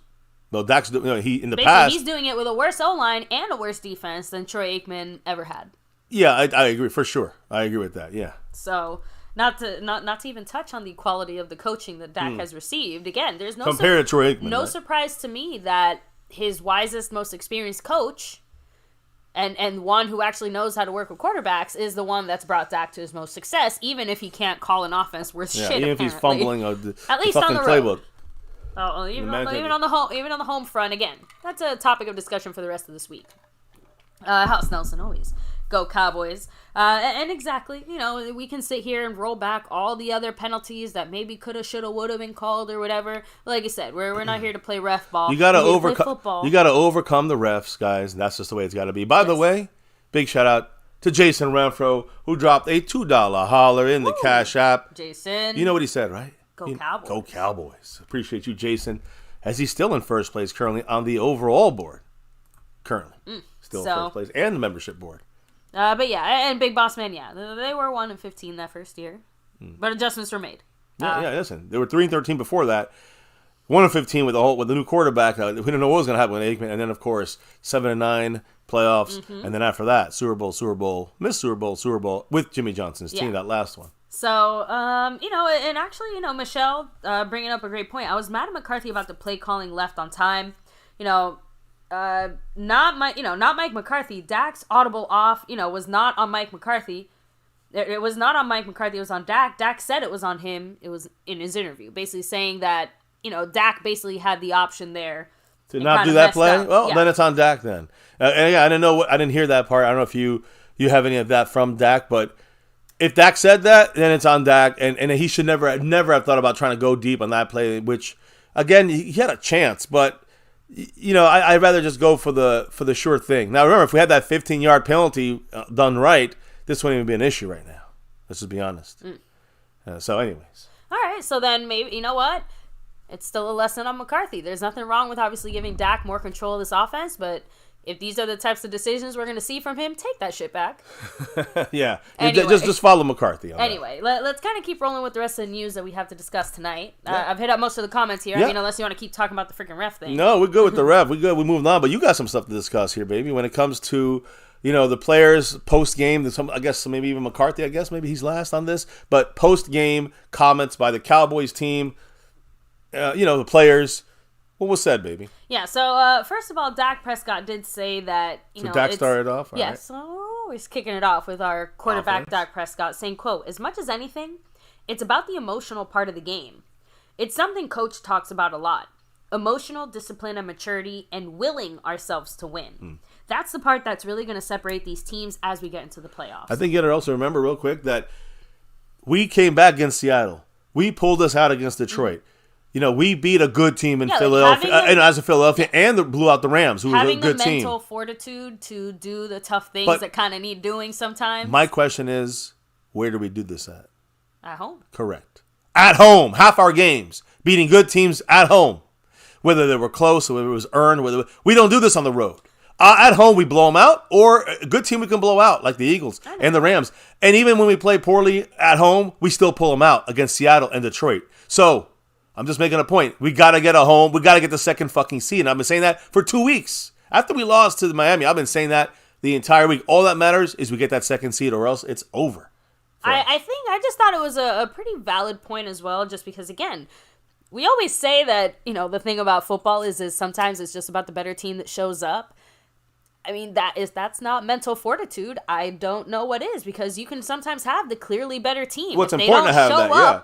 If they're not mentally all there with it, mind, body, and spirit. And that's something our team has not shown up with a lot. That passion, that taking it personal. So as long as we are at home taking it personal, and we can get up to 2 home games in the playoffs, that could be enough to propel us even further. Yeah, but I was just about to disagree. I'm like, what do you mean? We've definitely done it sometimes. No, that's what I'm trying to say. But we needed that adversity. We needed that comeback against Seattle, against blowing out Philly, and then coming back here against Detroit. At home in our house, we take it personal and we take it seriously. And that's the problem. On the road, we don't. But maybe by the time we get to the Niners, if we got to go to them, go to the Super Bowl, we got to go through them. Maybe the Cowboys realize we got to take the shit personal. Dak got it in there. We practice that way. We play that way, and we're not going to accept anything less than that. Well, let's hope they do it continuously. He also praised the entirety of the team and that whole complimentary football aspect to it, adding in there, this was a complete team win. We did it together, and that's what's important. As we move forward and understand that everything has to be done together. It has to be the utmost and complementary football on all sides, special teams, defense, and offense. We have to have each other's backs. We have to pick each other up when one isn't doing well. No one should be doing badly. It's time for our best. That's the last the second to last statement is no one should be doing badly. But yet somehow we find someone always doing badly, whether it's offense, defense, or special teams. I took that more as let's say the defense allows a touchdown or allows a field goal. The offense has to come back. Exactly. The offense has to go out there and make a play that puts points on the board. The special teams has to go out there and maybe get us in a good or better field position type of thing, So the last thing he added in there, by the way, was, of course, praising his favorite receiver, CeeDee Lamb. Oh, yeah. What did Dak say? Remarkable. That's who CeeDee Lamb is. Tonight, what a great opportunity for him to have the game that he had. Understanding that it was coming in this way with records on the line. And I wasn't aware about them until you guys told me, but I assured you that he'd get that. The yard after catch, getting open after 2.3 seconds, beating man coverage, getting into the right spots and zones, he can do it all. Yeah, facts. He's continuing to get better, wants to get better, and is hungry for the ball. He has one of the hungriest mindsets I've ever been around in this game of football. He makes my job easy. He's special and just really getting going. I can tell you, as long as I'm here, he's going to continue to stack these records each and every year. This is only the beginning. Oh, there you go. Dak speaking on the connection that he has and the dominance that CeeDee Lamb produces on that field week in, week out, ever since, I'd say, after week 3 of last year. That's when you see CeeDee Lamb growing into that number one receiver that he is now. In the NFL, the second best behind Tyreek Hill and not far behind Tyreek Hill. Brandon Cooks, for some reason, has become like the de facto veteran spokesperson on the team for like quite a few situations. Because it's not the first or last time he's kind of been asked his opinion on some of these young up-and-coming guys. You see Brandon Cooks in the offseason here. A little more relevant when it comes to CeeDee Lamb, but Brandon Cooks is like knocked over. He said, gosh. Hey, by the way, before we even say that, at home, 60 yards, 70 yards a game. On the road is like 20 for Brandon Cooks. Why is home field so important? That's why. Brandon Cooks is another now a dangerous receiver in this offense, seemingly only at home. Ask McCarthy about that. Anyways, baby, go ahead. Yeah, I said, Cooks had this to say about CeeDee, saying, gosh, what doesn't impress me about CeeDee Lamb? To be so young and playing at a high level like this, and to break a franchise record like this, and considering some of the guys that have played here, the guy is electric, and anytime he has the ball in his hands, he makes our offense better. I love the growth. My challenge to him is to keep it going in the rest of the regular season and in the postseason. I got to. CeeDee Lamb, obviously, he always was trying not to jinx it himself, but he did mention it earlier in the week, I do recall, but he said this about, obviously, this momentous occasion, quote, I told you I'd enjoy it more if we won. It's a surreal moment for me. Shout out to my guys. We continue to work, continue to build, and continue to grow. I wouldn't be able to do any of this without them. We're looking forward to keeping it going. So, and hey, like I said, I love to see it. And like I had already mentioned, absolutely no one talked about any controversy in that regard. The referees, yeah, so again, mainly just kept it focused on our own thing. But let's kind of roll it over to the defense, who I thought had a bit of a funnier mindset to this. Not funny, haha, just like they're focusing on different things, right? So DeMarcus Lawrence, one of our other true leaders here on the defense, saying, quote, that's what it's really about, getting back on track. With a win, the confidence grows. We're just running and hitting and having fun with our brotherhood. Trusting it into the game plan that we have designed throughout the week. The calls lead us to go make plays. We just have to go out there and do it. So, again, he's kind of putting it back on Dan Quinn in the sense of, like, adding in there, like, our game plan, our preparation. Like, we plan, we go out there, and then we execute that plan with the plays that come at us. So, just saying, though, since we've bitched at Dan Quinn the last few weeks about the game planning, we clearly planned a little bit better here, right? Yeah, again, Dan Quinn obviously making adjustments. People wanted to see it. In 2 games, everyone's already hating Dan Quinn and want him off the team. Yeah. Now Dan Quinn might just say, I'm leaving. Now everyone's going to want him back. That's how fickle this fan base is. But the truth is, Dan Quinn's helped his team, his defense so much. And Dan Quinn has to make the adjustments. He's kind of faltered a couple of weeks. I agree. Don't mean you kick his ass out of here because you can't be that fucking wimpy. Yeah. You can't be that pussy, guys. So you got to, see if Dan Quinn can fix this thing because he's done it. He fixed it from nothing in the beginning, and he brought it to this point. Yeah. And he's fixing it still. But we got to stop the run better, maybe. Michael Parsons talked about specifically, like, he went into more detail about the specific strategy, not tragedy. My goodness. But Parsons said, quote, we kind of knew that they wanted to come into the game. They didn't really want us to pass rush. I had been hearing all week, they got the best tackles. It shows us how good we can be when we hone in on our keys and do what we need to do. Basically, what Dan Quinn and the coaching with the players executing, like Micah Parsons, DeMarcus Lawrence, we went up against their strength and we much won that battle. Not even that, we changed it. We changed their offense based on the guys we just have in the field, and it showed in the beginning. So they changed a little bit, and to do that, it's really you have some special players on defense that can do that. So, and Micah Parsons adding, let's be honest, the real reality. All the shit we talk about means nothing. He said wins are crucial, and it's hard to win no matter who you go against. It's any given Saturday or Sunday at this point. It's crucial we get the win and create some momentum going into the playoffs. I think we're really, really freaking close. But there's always room to get better. We're not perfect. At the end of the day, it's all about heart, dedication, and what you put into it. Yeah, right. I mean, you see what he did last year. Boom. Keep that again. He's gonna get himself this last game. I'm pretty sure against Washington. We're gonna talk about them a lot more this week. A little tidbit tonight, but when we focus on this is to me against Washington is a playoff game. So Micah's gonna be hungry, and Micah's gonna get some sacks in this game. I think. So No, just kind of, now that I have the chance to, I'm kind of reading back through some of the comments. Anything else on the defense? What As well as Modius, no, that was it from our defense. Like I said, overall, our players just kind of, I wonder if part of the controversy maybe kept our mouths a little shut. Because even we hear a little bit more from our few of our players after a win. But as Modius said, we have seen everything and the kitchen sink thrown at us. So we are battle tested for a deep playoff run. Again, if we are at home, and the second seed, my energy going into these playoffs is completely different. Higher, I have to a be lot ready. higher, a lot higher, and a lot that better. is absolutely based off what this team has shown us and given us too. Yeah, so agree. Back to you, baby. Since, like I said, we're obviously trying to look a little bit forward, right? We talked about everything that happened in the past and during this, Lions game.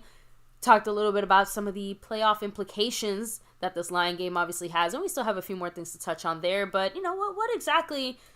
Besides that, like, what other kind of NFL playoff implications and stuff like that? Let's talk about, because, again, I didn't really touch on any NFL news in the beginning because there's not really much except for, there's a couple of things. I don't give a shit. It's all about the Cowboys, but the schedule was announced last night, before New Year's, and the schedule was announced, and basically, these games, you can see at the bottom, it says either 1/6 or January 6th or January 7th. Because there are Saturday games. There's 2 Saturday games. And sometimes you can get, depending on what the playoff situation is, they get thrown into that mix, right? So it's not the Cowboys. We're not playing Saturday. We're playing Sunday. On Saturday, just so you guys know, it's playoff important games. Mm-hmm. But it's all AFC.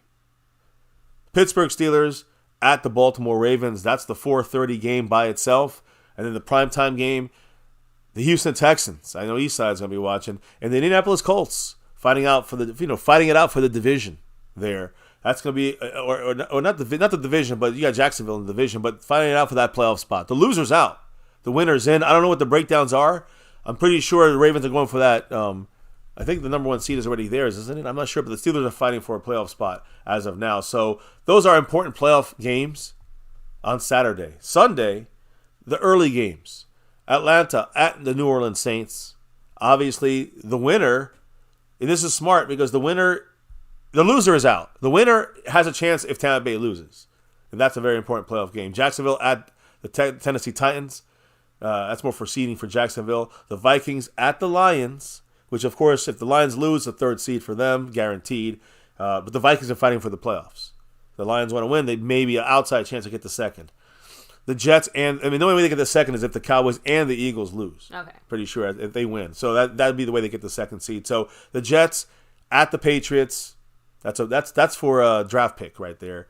And then the Tampa Bay Buccaneer game is also at the same time as the Falcons Saints. So the Bucks at the Panthers. Bucks should win. If the Bucks win, they're in automatically. They're the 4th seed. They play Philly if we win our game. So if we lose our game, we play Tampa Bay. Probably, if we end up at that 5th seed. So Tampa Bay is going to be that 4th seed if they win. If they lose, the winner of the Falcons-Saints game takes the crown of the South. That's crazy. And then the Browns at the Bengals, of course, much important for both teams. I think the Bengals may have an outside chance still in the playoffs. The Browns definitely for seeding.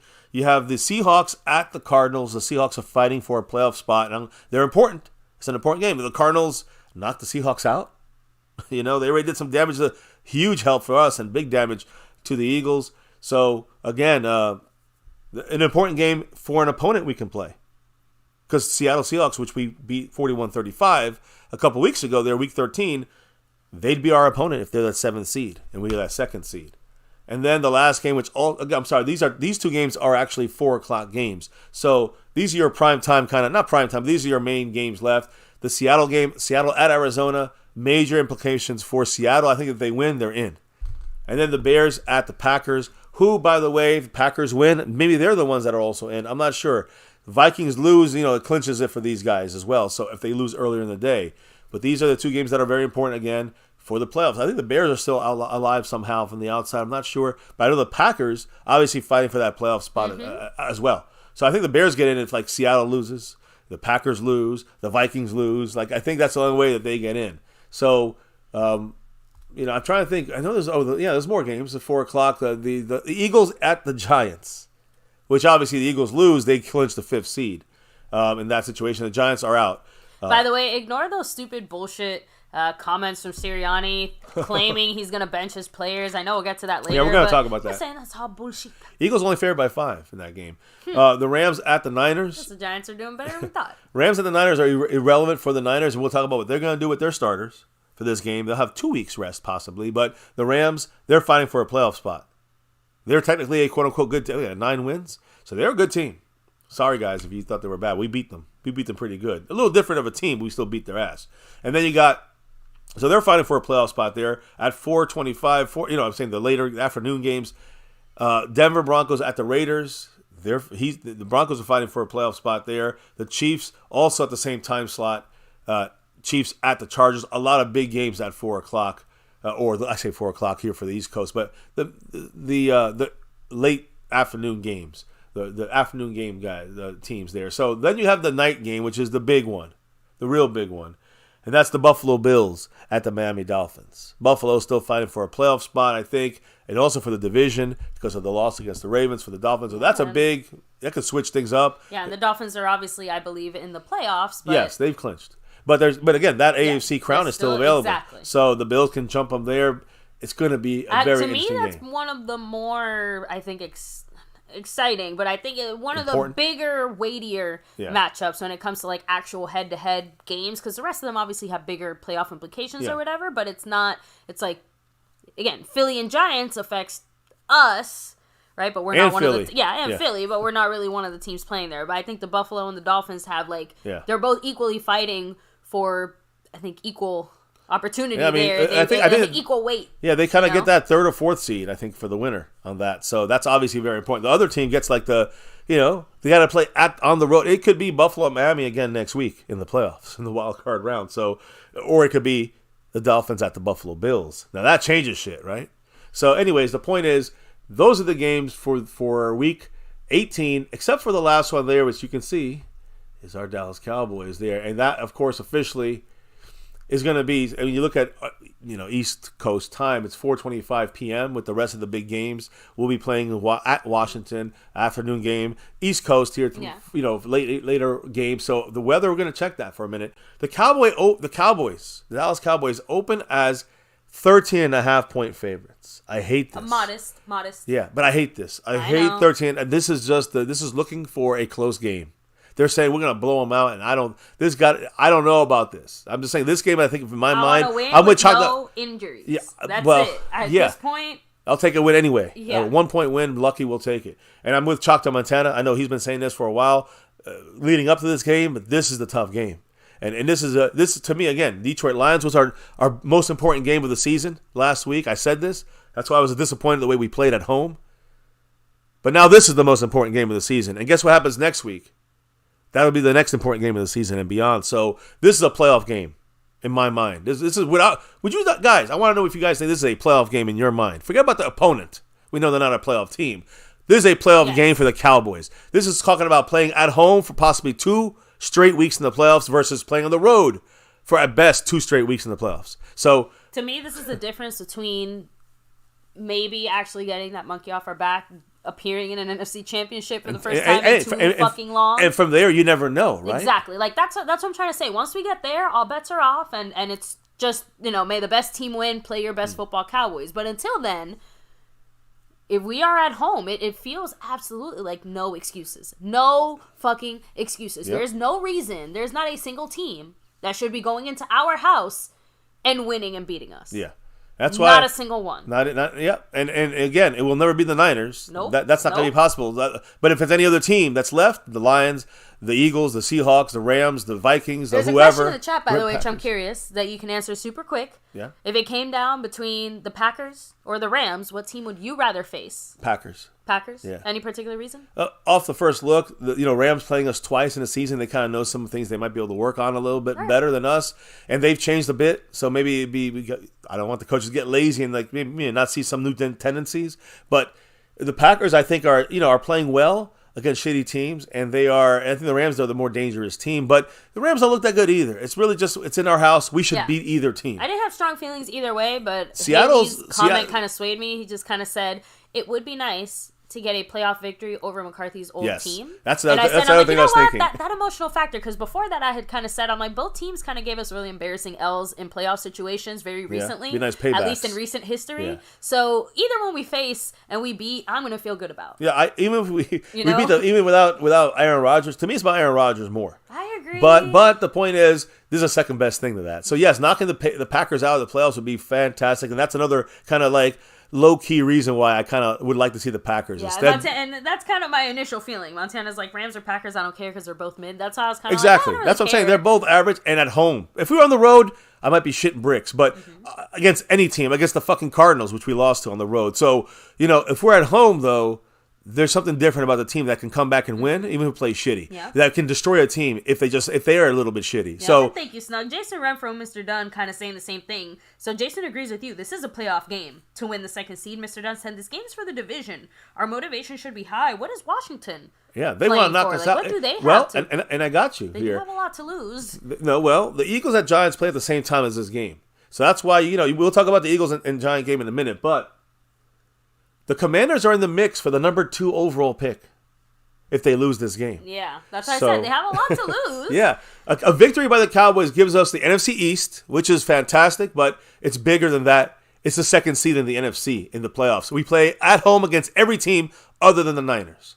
We're 12-5 for the third year in a row, so good job by the whole team. Yes. McCarthy and the whole team. Team effort. 12-5 is hard to do 3 times in a row, and a 2-game winning streak going into the playoffs, which is a great boost going into this thing. I said we needed 6 in a row. Remember that. I'll add a little 4.5. This also counts as a win on the road.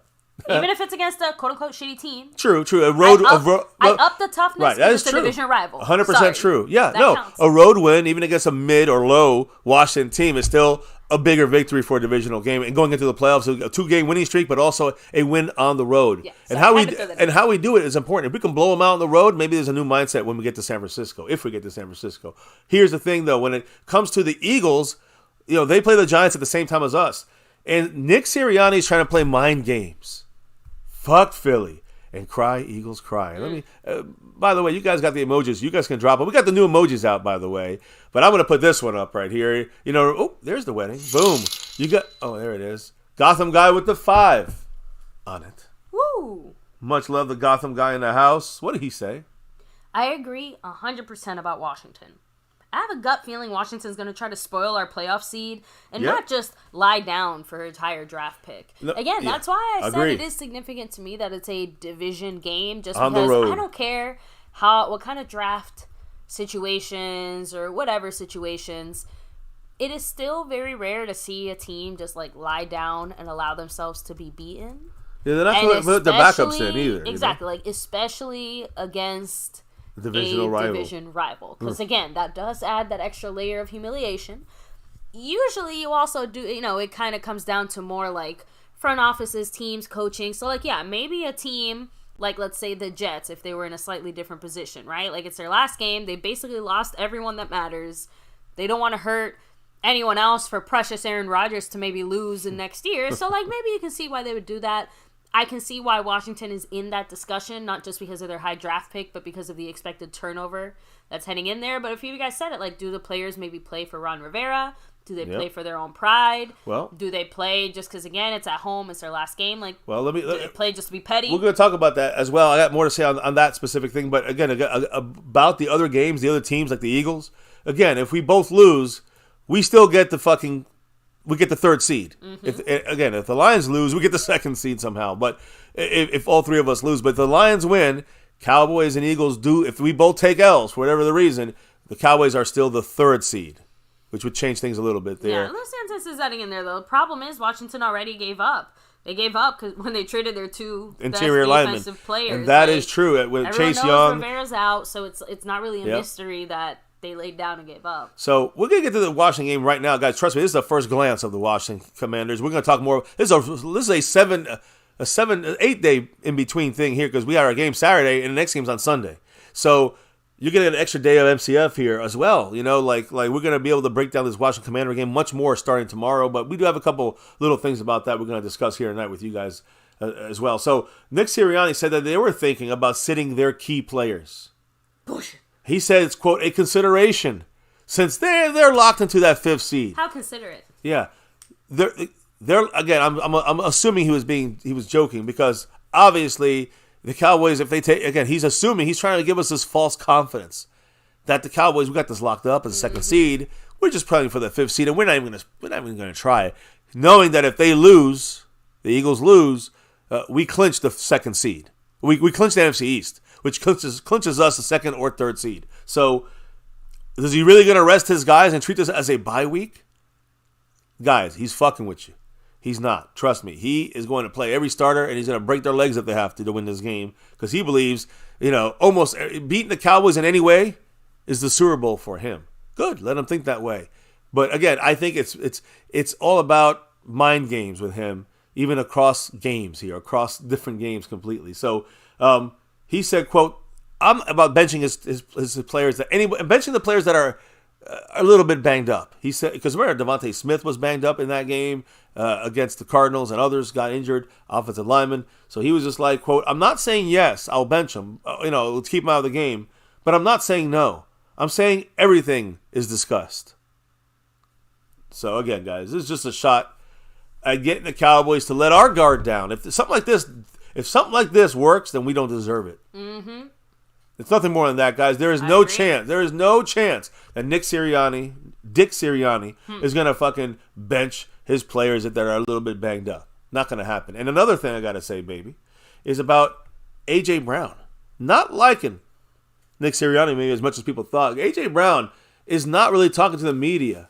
And it's a great thing as a Cowboy fan, but I think when you look at this, it's about the dissent in the locker room going on. A.J. Brown was asked, kind of over and over again about what's going on. He wasn't really answering because he asked why would he even break his silence. He goes, I'm not about to talk. And then he kind of had a sarcastic smile. He said, they asked why he won't break the silence. He said, quote, that would be talking. And that was it. And he didn't really say anything more than that. The only bit of marginal respect I'll give him is at least he's not out there, taking this shit out on the streets. AJ Brown, he isn't talking to the media. He's not giving them clearly what they want, which is to spill all the dirty secrets inside the Eagles locker room. Although, I can add 2 + 2, baby. Yeah, but again, and then he said he didn't talk, but he did say these couple of quick comments, right? Like he said, I'm not about to talk. He said that would be talking if by answering a question like that. And then he said, he was also kind of asked about the media this week. He said, quote, it's nothing towards y'all. End quote. So again, his anger is not about the media did him wrong. Something's going on where he just doesn't want to talk about it because it hurt the team. Again, that's my point. What? I'm sorry. I think even I have to give Philly fans the tiniest bit of credit. They have eyeballs. They're seeing what's happening. AJ does. That's my point. He doesn't have to say shit.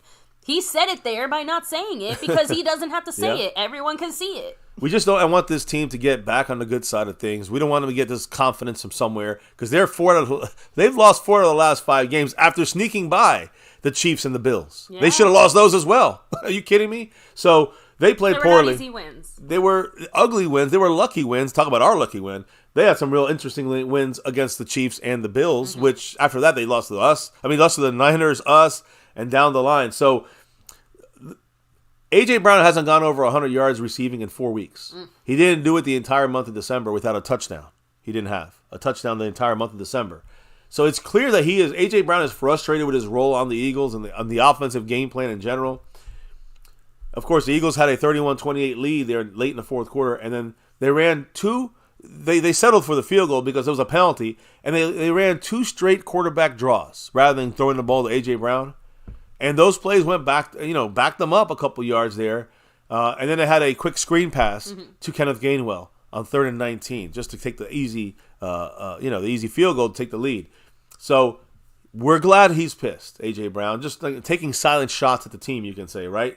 Doesn't want to, like you said, put him out on Front Street, blast the coaches in the front office or whatever. I don't think he's in the front office. This is all about the coaching. But we all understand what he's really thinking now, So not a good look. And kind of Eagles hitting a little bit rock bottom here, I think in a way, at the worst time of the year. I know someone had mentioned it earlier in our stream when we had brought it up, but they even said, do you really think Arizona was just going to let some of their old coaching staff just beat the shit out of them? Yeah, exactly. It was a bit of a prideful reason for Arizona to bring their A game against Philly, not just, Philly sucks or whatever. Yeah, exactly. So I agree 100%. And look, when you look at the remaining situations with involving the Eagles-Giants game, the Niners-Rams game. Nelson. He said, last time AJ talked was when he tried to say, wait and see this weekend against us. He's right to clam up. Like I said, the last time he talked, it didn't go so well for him. And he didn't really say all that much then either. So yeah, it did less. Yeah, maybe better to maybe say should less. Say less, exactly. But listen, after looking at some of the numbers here, the most likely we were talking about you guys were asking me about the playoffs earlier. The most likely number 7 seeds right now are Green Bay and the LA Rams. So if you look at the two comparisons like you guys brought up, the Green Bay Packers or the Rams, I told you why I like the Packers as a better opponent. But honestly, I'm not afraid of either team. We should be able to beat either team. Case closed. But give us I don't know, the team with the weaker offensive line. That's who I want. Which one is that? I don't know. So you also have the New Orleans and the Seattle Seahawks have outside chances to be that 7th seed. And if they are, that'd be our opponent. Of course, New Orleans at Dallas, Seattle at Dallas. I'm not really a big fan of Seattle coming to Dallas again. Not because I'm afraid of them, just too close. I don't want that close of a game going back like that. It could be a blowout for us, or they could make it a win for them. So yeah, I feel like it would just give me flashbacks to the last time we played them in playoffs, even though we were technically the victorious team. Yeah, it was a tough game. It was the other way around, though. 28-24? It was close, and we needed every inch of Dak jumping over the pile. That's what I'm saying. Seattle, whether at home or on the road, they're just one of the tougher teams out of all the possible matchups we could have. And yeah, let's be real. Just give us somebody else if it has to be. Saints have a good defense, but both the Seattle Seahawks and the Saints, both of them, you have to have a bunch of upsets have to happen on top of them winning. Okay. So just keep that in mind. Then it really comes down to Green Bay or the Rams. So keep an eye on those games this weekend. Good to know. And again, the biggest determination about who's going to win, who's going to be the team we play, the Rams or the Packers. This goes to Kyle Shanahan and the Niners. Because in that game, even though they've got it wrapped up, it's about if they play their starters or not against the Rams. That's what the difference maker is. Because Packers win their game, the Rams, I'm sorry, forget about the Packers, but the Rams are going to play the San Francisco backups. And that means if the Rams win, we get the Packers. Unless the Packers lose and other stuff happens. But the point is, if the Rams beat the Niners with their backups, the Packers are going to be the team we play. That's probable determination. And we looked at what the Niners are going to do. Kyle Shanahan tells reporters that running back Christian McCaffrey has a quote-unquote mild calf strain. Okay. Now, is that going to keep him out for the playoffs? No. It's going to keep him out week 18 easily, without a question. And that gives him now nearly 3 weeks to get ready for the playoffs. I was about to say, like, he gets like a whole offseason to himself. And that's why a lot of these guys like Trent Williams and other guys that are going to be coming back from injury, maybe trying to they're going to have an extra week of rehab for these guys. They might come out sloppy. And maybe it's just us. But after the 2 weeks, 3 week break here. But the point is, we can only hope. The point is that they're going to be benching a lot of their players. So if they bench and sit a lot of their players, the Rams probably win this game. And if the Rams win this game, we play the Packers by the percentages. All right. Again, or I guess we could play the Saints or Seattle as well. But it opens up the door for the Rams not to be an opponent for us if they win this game. Does it behoove the Rams to try and win this game? Like, do they want/need to win this game? It's either playing. Well, if they don't play, they get knocked out of the playoffs. Okay, just making sure. But if they win this game, they will definitely be the 6th seed, and they'll end up playing Detroit. Okay. If we win our 2nd seed, and that everything falls the way it should, they'll play at Detroit Lions. So either way. That's the Niners situation. The Rams situation, just a quick little blur because they might be our opponent, right? Sean McVay says the Rams will bring back kicker Brett Maher. So that means that there's actually a chance in the first round we can play the Rams in Dallas at AT&T Stadium with the Maharati. With the Maharati on the other team. So just some little interesting little tidbits there when it comes to this remaining kind of games for this weekend, how important they are for our opponent. For, of course, us winning our game, that's the only thing I really care about. But I'm just throwing out these other things because these are important little side tidbits that are going to determine other important things like our opponent. And I agree with everyone in the chat also saying, like, yes, we got to beat Washington before we even start thinking or looking at the playoffs. Exactly. I'm just telling you how these other things affect our opponent. The good thing is, our opponent, at least according to our Cowboys, they're keeping it week to week. Right? So I'll let our team focusing on just what's in front of them this week. Yeah. I don't mind taking a peek beyond the curtain, right? And let's be real. We're in the playoffs one way or the other. I think it's good to discuss all the possibilities, especially as we head into this week. That way like, when you're watching that game, like, oh, yeah, that's right. The Rams, the Rams are losing. What happens then? Oh, yeah, that's right. We might see the Packers. So, like... Yeah, you keep it in the back of your head. It's good to know. Good to know. Get a little cheat sheet. But let's also hope that some of these other things, like, let's be real. As much as you're only looking at this week, if that was the case, we would be talking about what comes the week after. Right. And it matters how we play this week if we want the week after to go a little easier. Exactly.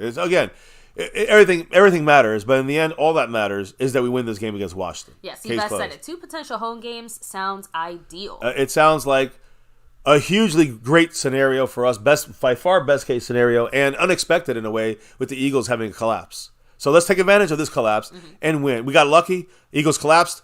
Let's get in this thing and let's take what's in front of us. Like, Carpe Omnia, whatever the fuck. Carpe Omnia. That means what does that mean? Seize everything. Seize everything. Here it is. You want to seize that big cheeseburger, McCarthy? Take it. Oh. Play this game like you want to freaking eat that cheeseburger. So I was thinking something else. Eat that cheeseburger, McCarthy. That too. McCarthy spoke today, guys. Actually, all the coaches spoke. So I'm going to start with McCarthy. He gave us some updates here. First and foremost, now that you know our opponent are the Washington Commanders. We got a 13 and a half point, advantage, or not advantage, 13 point favorite by 13 and a half points.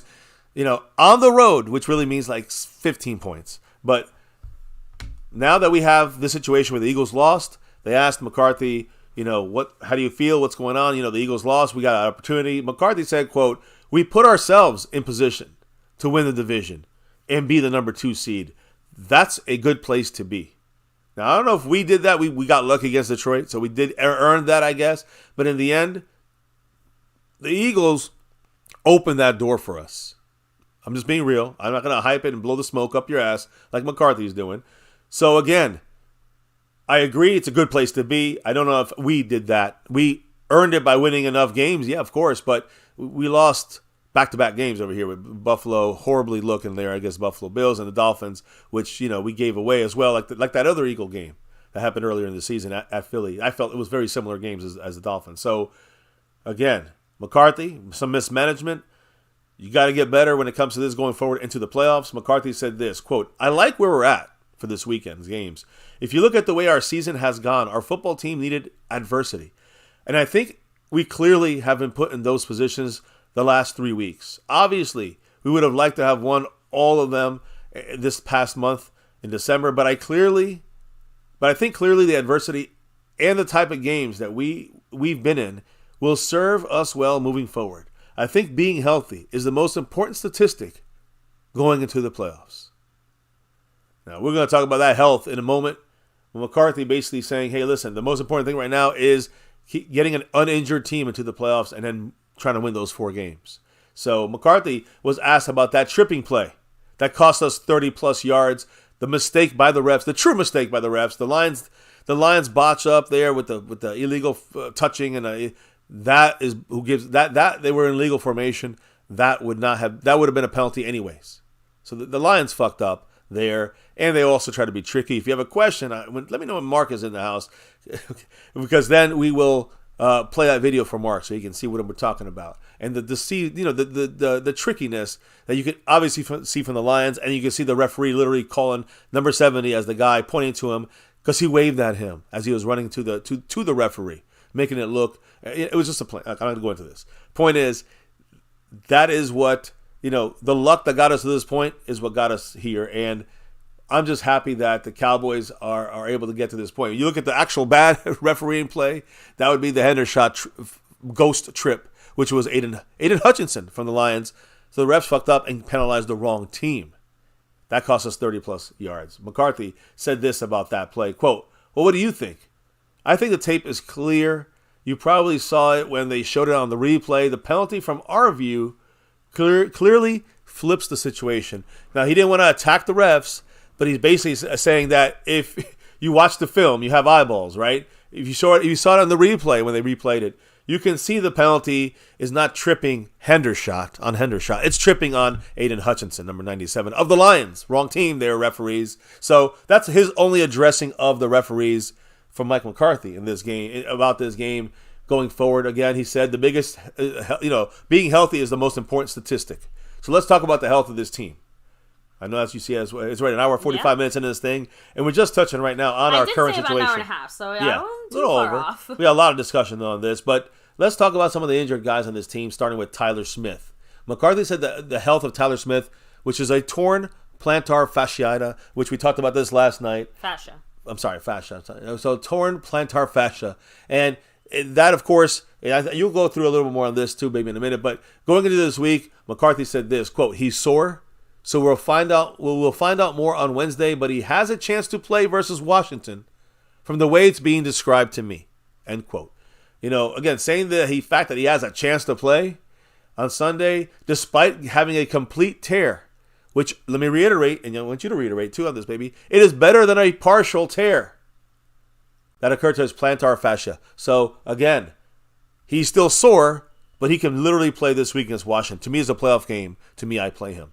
But, baby, what else did you know about this in the background? So how do you go from 0 to 60 with a torn where did this come from? Plantar fascia. So, if you recall, Mr. MCF said it yesterday during a stream that Ian Rappaport reports that Tyler Smith's plantar fascia finally ruptured. Wait, what do you mean by finally? Or tore? That finally tore. I was like, what? What do you mean by finally? Finally, what does that mean?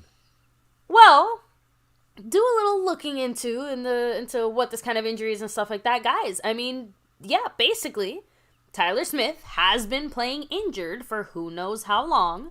And you kind of wonder, why was this not on any injury report or anything? Well, think about the actual injury itself and the way that it's diagnosed. They did further in-depth imaging. If Tyler Smith was just complaining, hey, I'm feeling some pain and soreness, and they x-rayed it, nothing really showed up, and he's just like, well, I'm sore. Okay, so rest it. Like, I'm not even joking. What really else are they supposed to do if he's just feeling soreness, right? Kept feeling sore, kept feeling kept feeling sore until snap. Right. Obviously, that affects things a little bit differently. Why is this better, though? Think back to Amari Cooper, guys. Remember, he partially tore and had an injury that exacerbated his plantar fasciitis, which already was an issue. Right. So, remember, plantar fasciitis is when it's just basically constantly swollen and bad. So, on top of that, it was torn for Amari Cooper, which is why, and again, the only solution to that, the only cure is more cowbell. Right. No, more rest. Similar to Tyler Smith. So, the reason it's better this way is because it actually gives him a chance to fully heal. And this is, like you said it, we're hearing it. This is the type of injury you can technically play through. It's just a matter of how much pain you can handle. He's already been playing on it, apparently partially torn or injured throughout the season. Yeah. And look what he's done. So, I don't know about you guys. My personal opinion, if TJ Bass can hold it down for one more week, let this man rest for a solid playoff run, because rest is literally the only cure for it. And I don't mind the rest, but as long as it doesn't. But my question is this: how much of a downgrade will it be? Obviously, a big one. I agree. So if he can play through the pain for 3 hours, and there's no real issue of him re-injuring it, then play it. That's all. You got another week coming up. True, exactly. He can't re-tear it. You can't re-tear it. He can.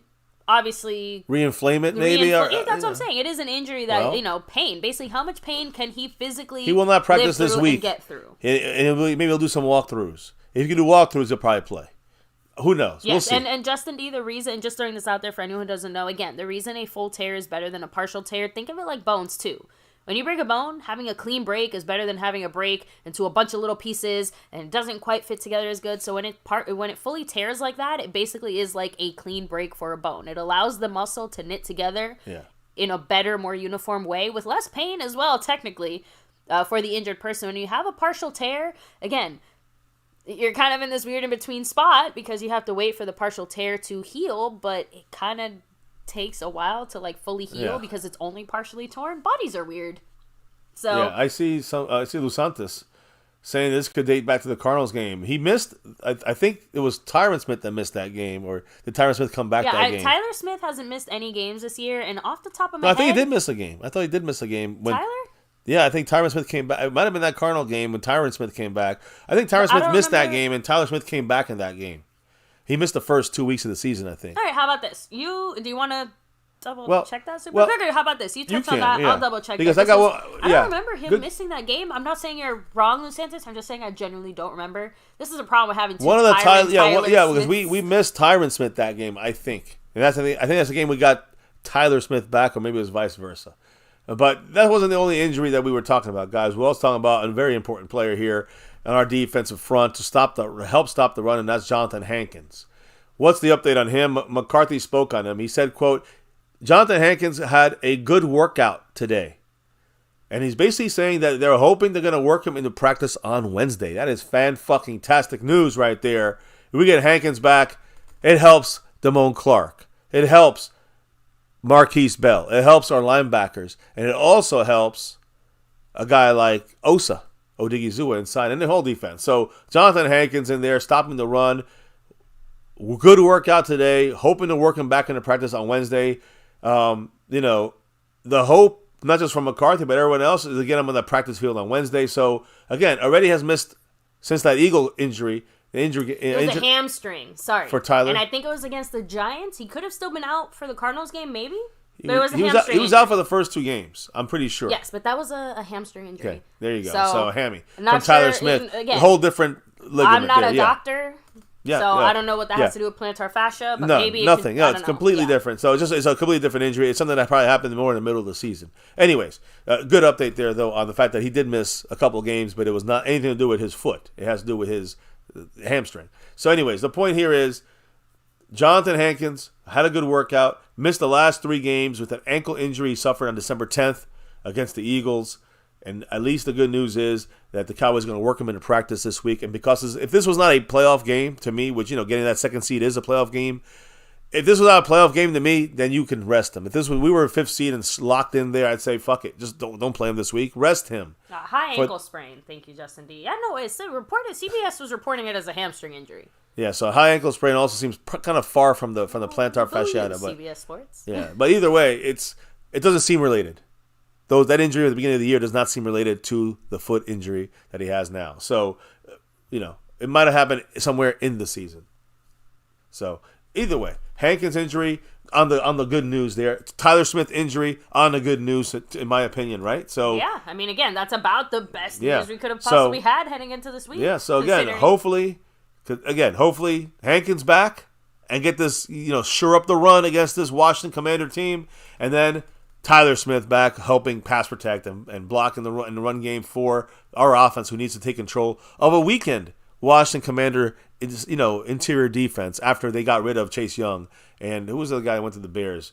They lost 2 of their big guys in there. Mm-hmm. So we should be able to do better against them. Although, like I said, I think we played them against Thanksgiving, and they had the same situation, right? Mm-hmm. The other difference I will say is this: that Washington game against Commanders. It was a Josh Sweat. Is it Josh Sweat? I think so. Yeah. Right. Thanks. Montez Sweat. The thing, Josh Sweat's from the Eagles. Montez Sweat is the guy that went to the Bears. Yeah, for a second I thought of Josh Allen from the Bills, and I'm like, that's definitely not right. No, so what I'm trying to say is that there was a. I lost my focus. It's all right. I'm done. You can speak, baby. I just want to double check because I know we still had our coaches that we had to finish hearing from. For sure. So I got that. Just making sure, since you sent it over to me. Yep. So I'm just saying that I will say one thing, that outside of McCarthy, he spoke and gave us the update on all the injury situations. We had other guys speaking, and I know. Look, real quick, I don't know if Dan Quinn. I know you have. I think Schottenheimer first, right? Yes, I do, but we can talk on Quinn first. No, we'll go Schottenheimer. I just don't want to forget my Quinn comment. But yes, go ahead, baby, hit it up. What did offensive coordinator Brian Schottenheimer have to say? Think about it really hard. But no one denies that we obviously have not had the best run game situation, and after another mediocre performance, obviously Schottenheimer was kind of asked, like, hey, what do you kind of plan on doing about it? How do you feel about it? Schottenheimer said, we don't have concerns about our running game. There's certainly things that we need to clean up. There's no question about that. We're aware of that.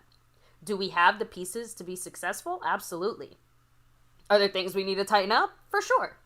I think the offensive line, when they're all together, Tony's ability to get things going, the receivers are doing a really good job blocking. I think we're close. That's a lot of things that need to be perfect, but okay. Yeah. Obviously, and also kind of adding in there that, after our absolute destruction of the Washington Commanders on Thanksgiving, the Commanders did technically fire their defensive coordinator. Ron Rivera is running the defense for the rest of the season. So even though certain personnel groups are different as far as schemes, Schottenheimer kind of expressed his confidence that we'd be able to still hand them the similar smackdown, saying, quote, I think you see Ron's fingerprint. You see a lot of 3 off-the-ball linebackers. Their play style is still really cool. They're still aggressive and penetrate up front with the linebackers running through. You see a lot of shell coverage on the back end with their safeties and corners, playing a lot of quarters, mixing it up. They played a lot of one high yesterday against San Francisco. You see a lot of focus on execution. So, I like the way giving us a first glimpse as well of, not just that, but some of the specific changes we might see offensively heading into this game versus how we looked maybe on Thanksgiving. So, it sounds like, the Cowboys are going to take advantage of maybe a few of those types of matchups.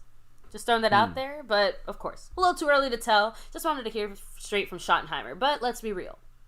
The Dan Quinn stuff is definitely getting a little bit more notice because there's Cowboy-adjacent things that are happening that make Dan Quinn a little bit more of a relevant discussion. So now that the Chargers are clearly booting their head coach, and also they've announced that they're looking for a GM/head coach simultaneously.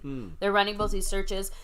Dan Quinn is, no joke, the leading contender to possibly land this job. Don't be surprised if Belichick is in the mix as well. Oh, he is also one of the coaches, but Dan Quinn's he's the leader for that right is now. the one that keeps coming to the top of that list. And Dan Quinn was kind of asked, how do you keep focused on the season and everything in front of you while also kind of keeping in mind that your name keeps getting brought up as the top contender for the head coaching situation?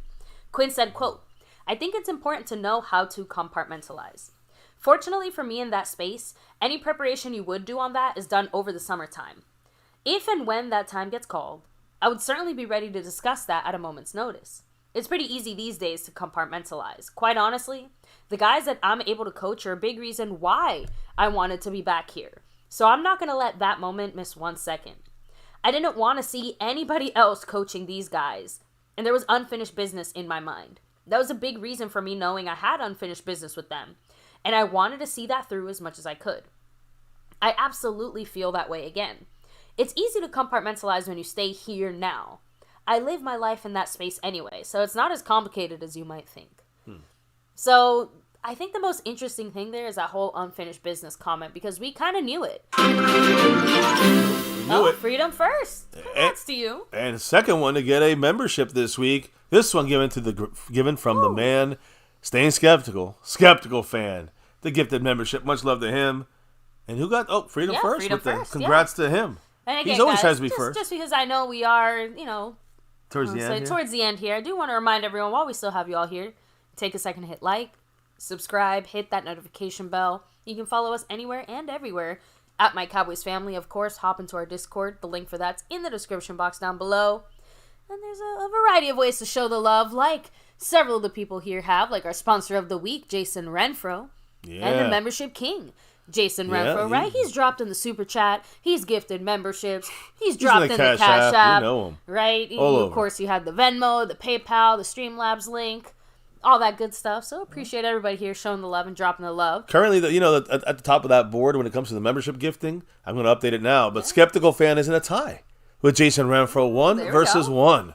1 to 1 right now on that battle. They had a battle out last week. Skeptical had it for 2 weeks in a row, and Jason took it with 22 gifted memberships this past week. So much love to both of you guys, and they're in a tie now for first place there. You also got the Cash App side of things, baby. Snug X. There's no ties here because 2 weeks in a row he's been dominating that spot. Yep, he's the back-to-back like our 90s Cowboys.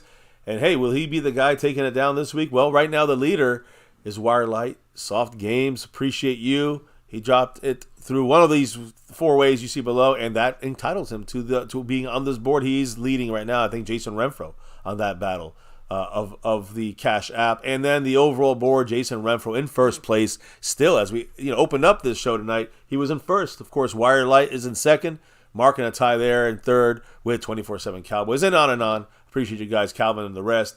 Go Cowboys. Appreciate your love and support here on this channel. Cannot do this without you guys.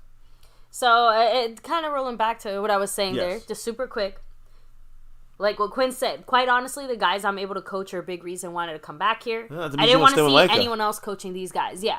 These guys, obviously there's more than just Micah, but my point is, I said this when we, all the way back, and I just feel like I said this a lot tonight, but it's true. In the days of yore, MCW has said a few of these statements, and I said, Dan Quinn wants to stay because this defense has the chance to do something that he might not get the chance to do anywhere else. As a head coach, of course, like, you can win a Super Bowl, you can whatever, but he's, like, breaking records and shit possibly with this defense. And he felt it too. Didn't happen as much as we thought. And the point is that he is absolutely, and Quinn himself said this during the whole head coach hunt back in February, March, and stuff like that. He's looking for just the right fit. He's looking for his Goldilocks situation, which is why I was kind of worried when it looked like the Chargers were in a direction where Quinn could interview, because I absolutely think the Chargers is one of those Goldilocks situations for Quinn. Just throwing that out there. Yeah, no, but it's really nice to hear that the unfinished business and our great players, keeps him here, the brotherhood, right? Like, and of course the money that Jerry Jones gives them, which is like more than some head coaches. But that's why he's still here. Yeah. But yeah, hopefully that finish can be, or that finish can be business. That business can be finished shortly. I also realized something while you were doing some of the shout outs and stuff. So we would have to win 2 games at home. Right? 1 game on the road if San Francisco, remains the first seed and wins. And then we're in the Super Bowl. And then the Super Bowl. Yeah. If you add the 2 games now in the regular season, so the game we just played against Detroit and Washington, we will have to win 6 games in a row to get our 6th I've been ring. saying, maybe I said that. Okay, so then whoopsie, sorry. My God, maybe I said it so much. You're not listening to me, do you? You just block. She just blanks out. No, I literally said that. I said this all week. But after the Dolphins lost, I said it's okay. I said you should have said it one more time. I said we need 6 in a row to get that 6th ring. Multiple times, baby. She don't listen to me and I'm no more. over here thinking I really thought. 11 years. This is what happens when you're married. When you're together, with someone. Yes, your voice. You sound like the parents in Charlie Brown sometimes. Good. I can say that too, then, right? Sometimes, yes. Okay. So okay, baby. So Dan Quinn. Yeah, let's. He came out there wearing a T-shirt. It said football. He said Cowboys, football is life. It is. So that's what Dan Quinn is thinking, reporting it. And, he also, I don't know if you say anything about the game against Detroit. Against the Lions. But going back to the Bills game. Remember, guys, the Bills game, we had 12 missed tackles just against the Bills. He brought up the fact that against the Dolphins, and then same thing this week against the Detroit Lions, which we kind of slowed down their run game as far as having huge games. So we had a total of 10 missed tackles in the last 2 games, meaning the Dolphins game, we had, whatever missed tackles, and then another whatever missed tackles in this Detroit game equals 10. So, again, a total of 10 missed tackles in 2 weeks. Against the Bills 3 weeks ago, we had 12 missed tackles in 1 game. So he brought that up saying, that basically slows down the run game, which is true. Yeah, and Skeptical Fan, no, our address situation, like we said, probably not till after the season's over are we going to try to look into another type of P.O. boxing or situation, just because, just trying to wrap up the season strong here. So, as far as Quinn, Quinn has a Dan Campbell-ish type of mindset because he said there was no doubt in his mind that the defense was going to fully go for it, so to speak, towards the end there. Because remember, we had to do it not once, not twice, 3 times. We had to try to stop Detroit, basically, from getting that 2-point conversion. And Quinn said, quote, "What we were looking for in those moments was no flinching. I knew when we jumped off sides who the flag was on. And I told the guys we were going again. There wasn't a flinch in my mind either that we were going to go fight for it again." Right. So it wasn't even a consideration for Quinn. We all saw Micah jump. Everyone saw him, including Quinn. But he already knew, defense be ready because they're not gonna kick the extra point now. They're going for this touchdown. So, for the 2-point conversion. And again, like I said, it's all about that mindset heading into things. I thought you were going to say it's all about that base. Anyways, go ahead. No. The one, let's say, not so shiny note when it came to coach commentary. So Fossil was asked, hey, that is twice now. Oh, Fossil? Yes. That was it from Quinn, sorry. Oh, Quinn. Yeah, this Quickie is the tonight. last thing from our coaches, by the way. But Fossil was asked, hey, that's twice now. You're 2 for 4 in games the last week or the last month where teams faked the punt and you freaking fell for it. So Fossil, you got to explain it to us. Once is an oopsie, twice is a what the fuck. So Fossil said it was a different fake and it was a good one.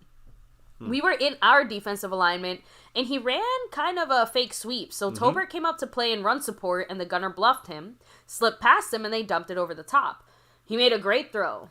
We'll keep looking at all of our personnel on all of our phases for sure.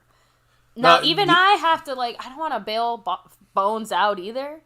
But even I have to admit that, we are, even on special teams, we're down to personnel situations where teams unfortunately can pick on us on a few of these matchups. We're missing one or two of our better special teams players, but that still is no excuse when you already saw it happen once. You should be on even more high alert. Yeah. So I don't care if it happened differently. Well, the thing is that I think he's referring to the fact that play was great. And I think when I saw that in the replay... Great execution, yeah. Well, it was a great play design. Because they snapped the ball to the guy who's, the middle guy there between him and the punter. Said, it was a bit, and then they ran... Usually when you do that, you run the ball. Yeah. Usually it's passed from the punter. Mm-hmm. Like the punter will get the ball and then throw it.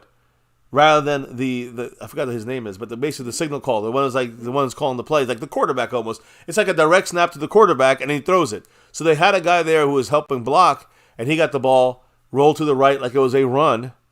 Everyone rolled to the right like it was a run. Tolbert seen this. His gunner went to block him, and then immediately did not block him and went down the field. At that moment, he had him, and it worked great. So it was a great play design by the special teams of the Detroit Lions and a great time to use it, although I think it was risky on their own 30-yard line after we stopped them. So you mind your own biz. Appreciate it. But you always got to watch for it. That's the key here. Yes. So, and exactly. Yeah, he also said, I hate that it's just playing sound football. Like, that's... Yeah. That's what we're describing. Well, let's be real. There's a lot of basics in Dallas that have been forgotten over the last few years. So it is kind of nice to see them being brought back and maybe shined up a bit for the new century of football we're trying to join, right? I'm hoping to get a ring this century. That's the damn sure.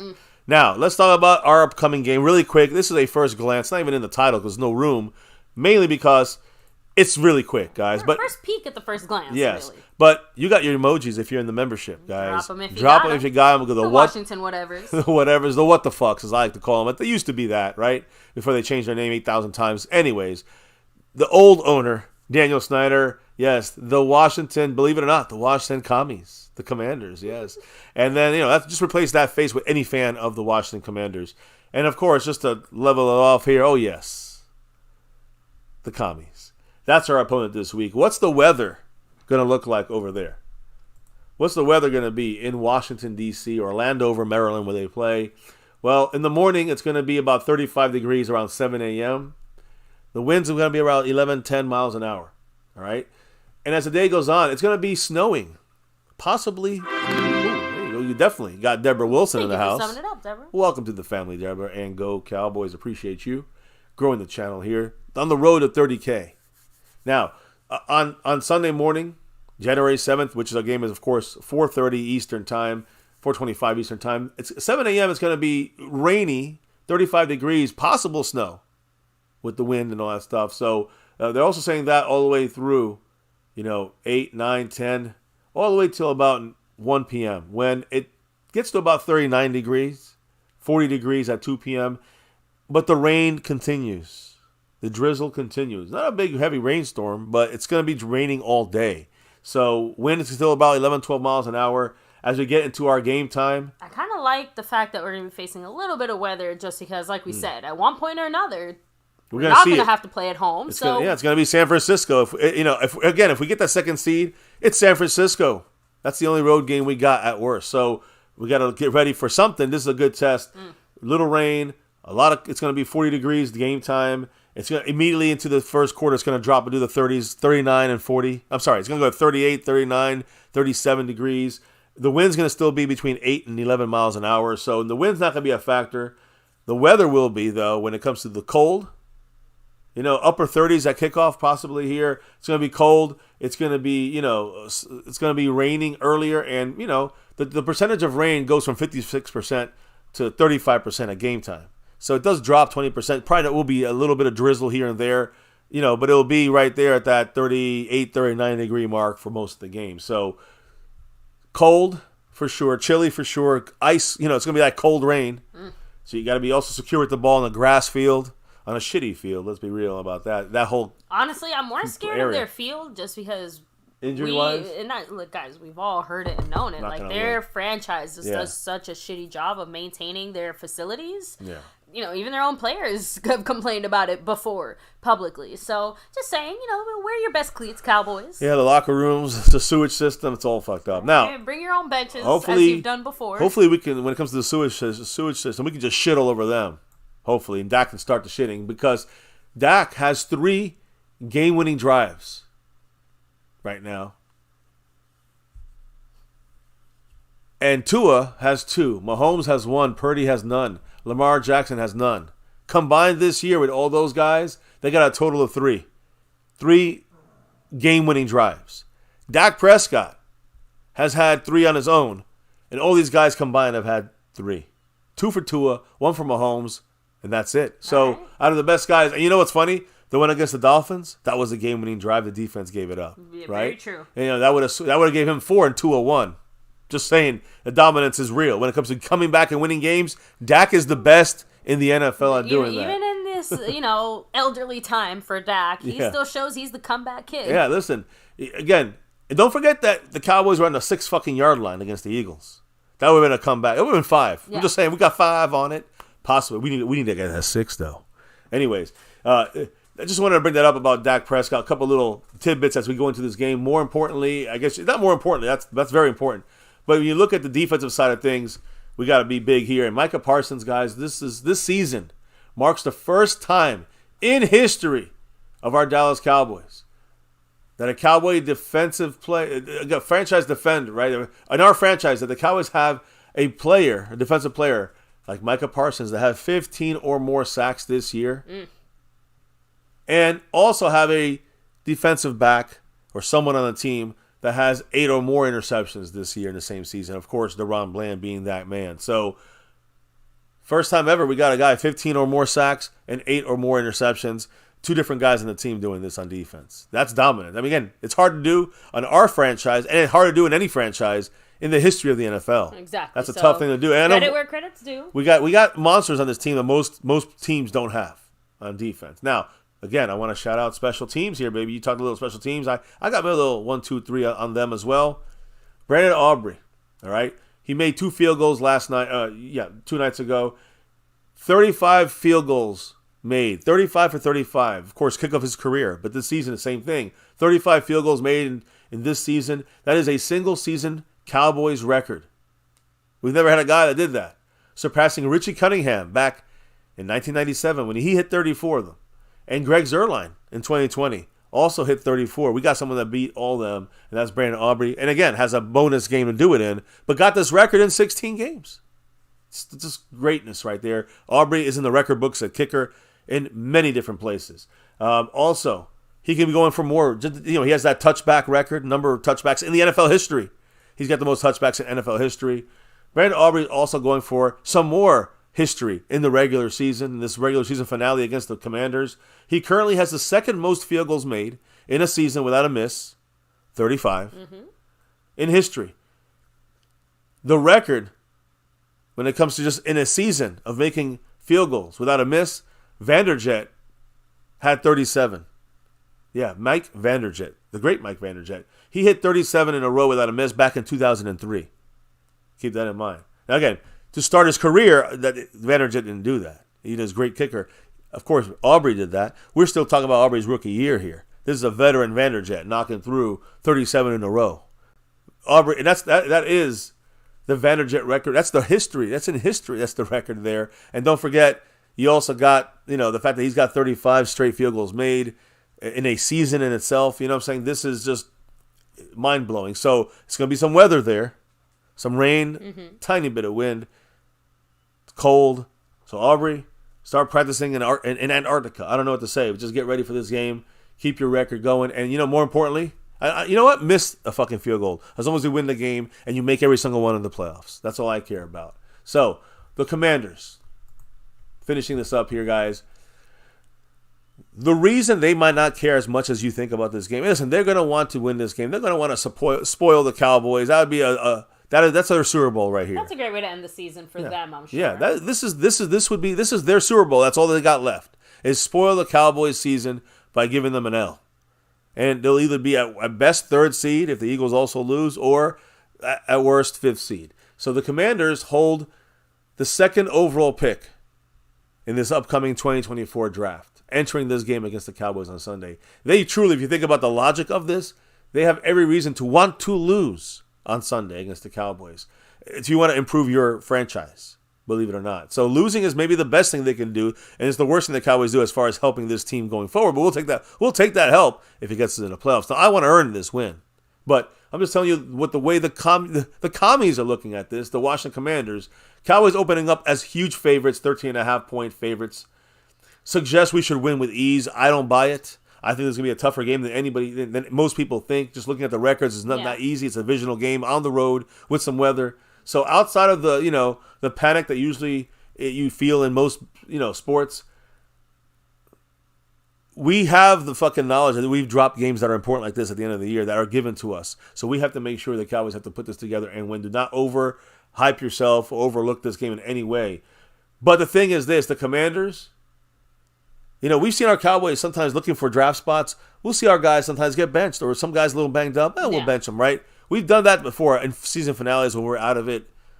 And you want to get a better draft pick. And that's what the Commanders may also be thinking about in this game. They might start full blast. But if we get on these guys early, they will be looking to just call it a game.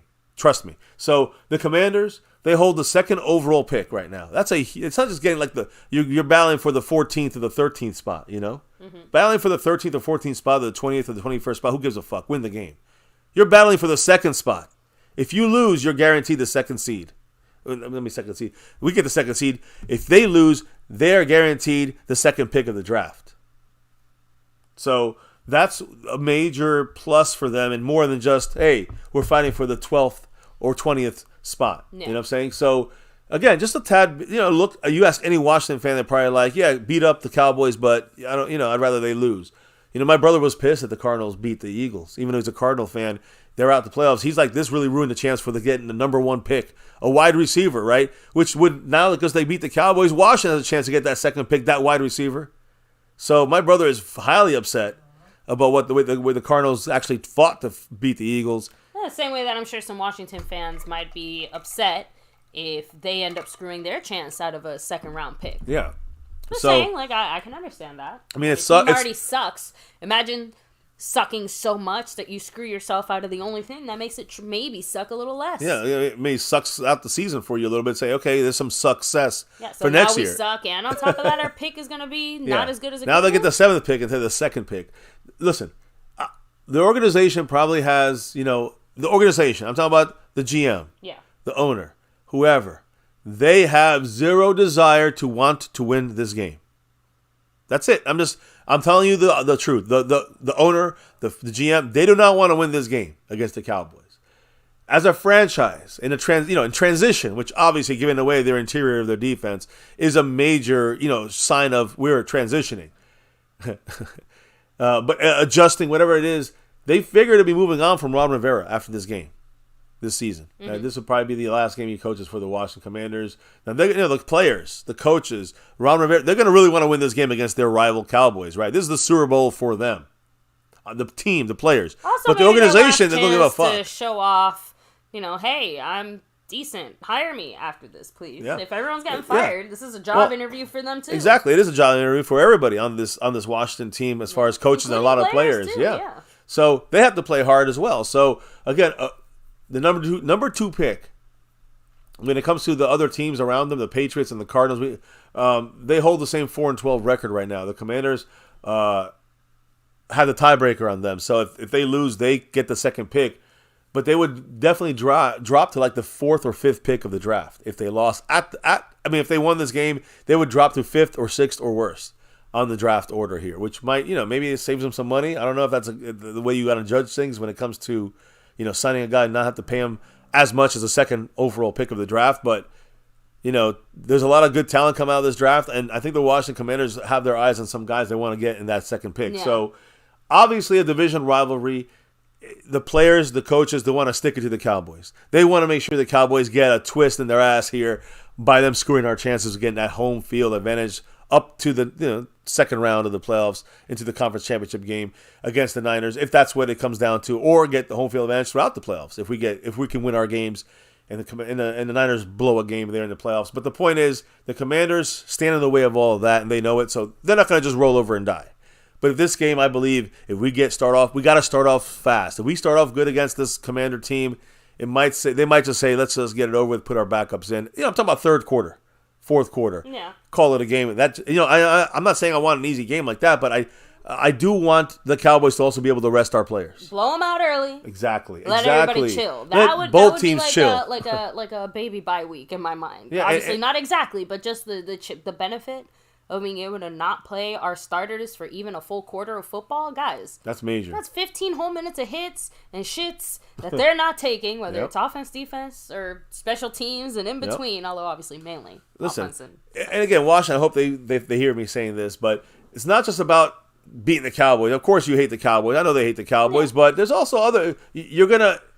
Who do you hate worse, the Cowboys or the Eagles? Well, that's what I'm saying. They're ruining the Cowboys, possibly ruining the Cowboys' playoff positioning, but also ruining their own draft order position, and also helping the Eagles. If they win and beat the Giants, which is not a guarantee, the Eagles would then be the second seed in the NFC. Thank you, Washington, right? I mean, I'm just saying, like, they help either the Eagles or the Cowboys. If you don't really care which team you're helping at this point, just help your own team. Maybe that's a smart move. I don't know. And take it easy. Let us rest our guys. You rest your guys, and let's call it a day. Exactly. Everyone's happy, right? Yeah, I mean, we'll rest our guys in the third quarter once it's 40-0. But, you guys can take a break. I don't mind an easy week. I don't mind. I want to earn it, but I don't mind having an easy week because what's more important to us be healthy. That's what McCarthy said for the playoffs. But again, let's be real here, guys. For 2 quarters, we got to bust ass. I'll consider it earned. Well, if we bust ass for 2 quarters and blow them out. Yeah, by halftime, coming out of halftime, I need another half quarter and just like, that's it. But hey, listen, I'm going to reiterate this against the Commanders. I'm talking best case scenario. Do not count on that happening. Because the players are going to want to kill Cowboy players. The coaches want to kill Cowboy coaches and players. So you got to take it personal, Cowboys. The commies are next, and we got to put a bullseye on their head. We got to take them out, and I'd prefer to take them out sooner than later. But we got to just win this game. That's number one important over everything right now. That is number one. Health of a player in question. If he can play, play.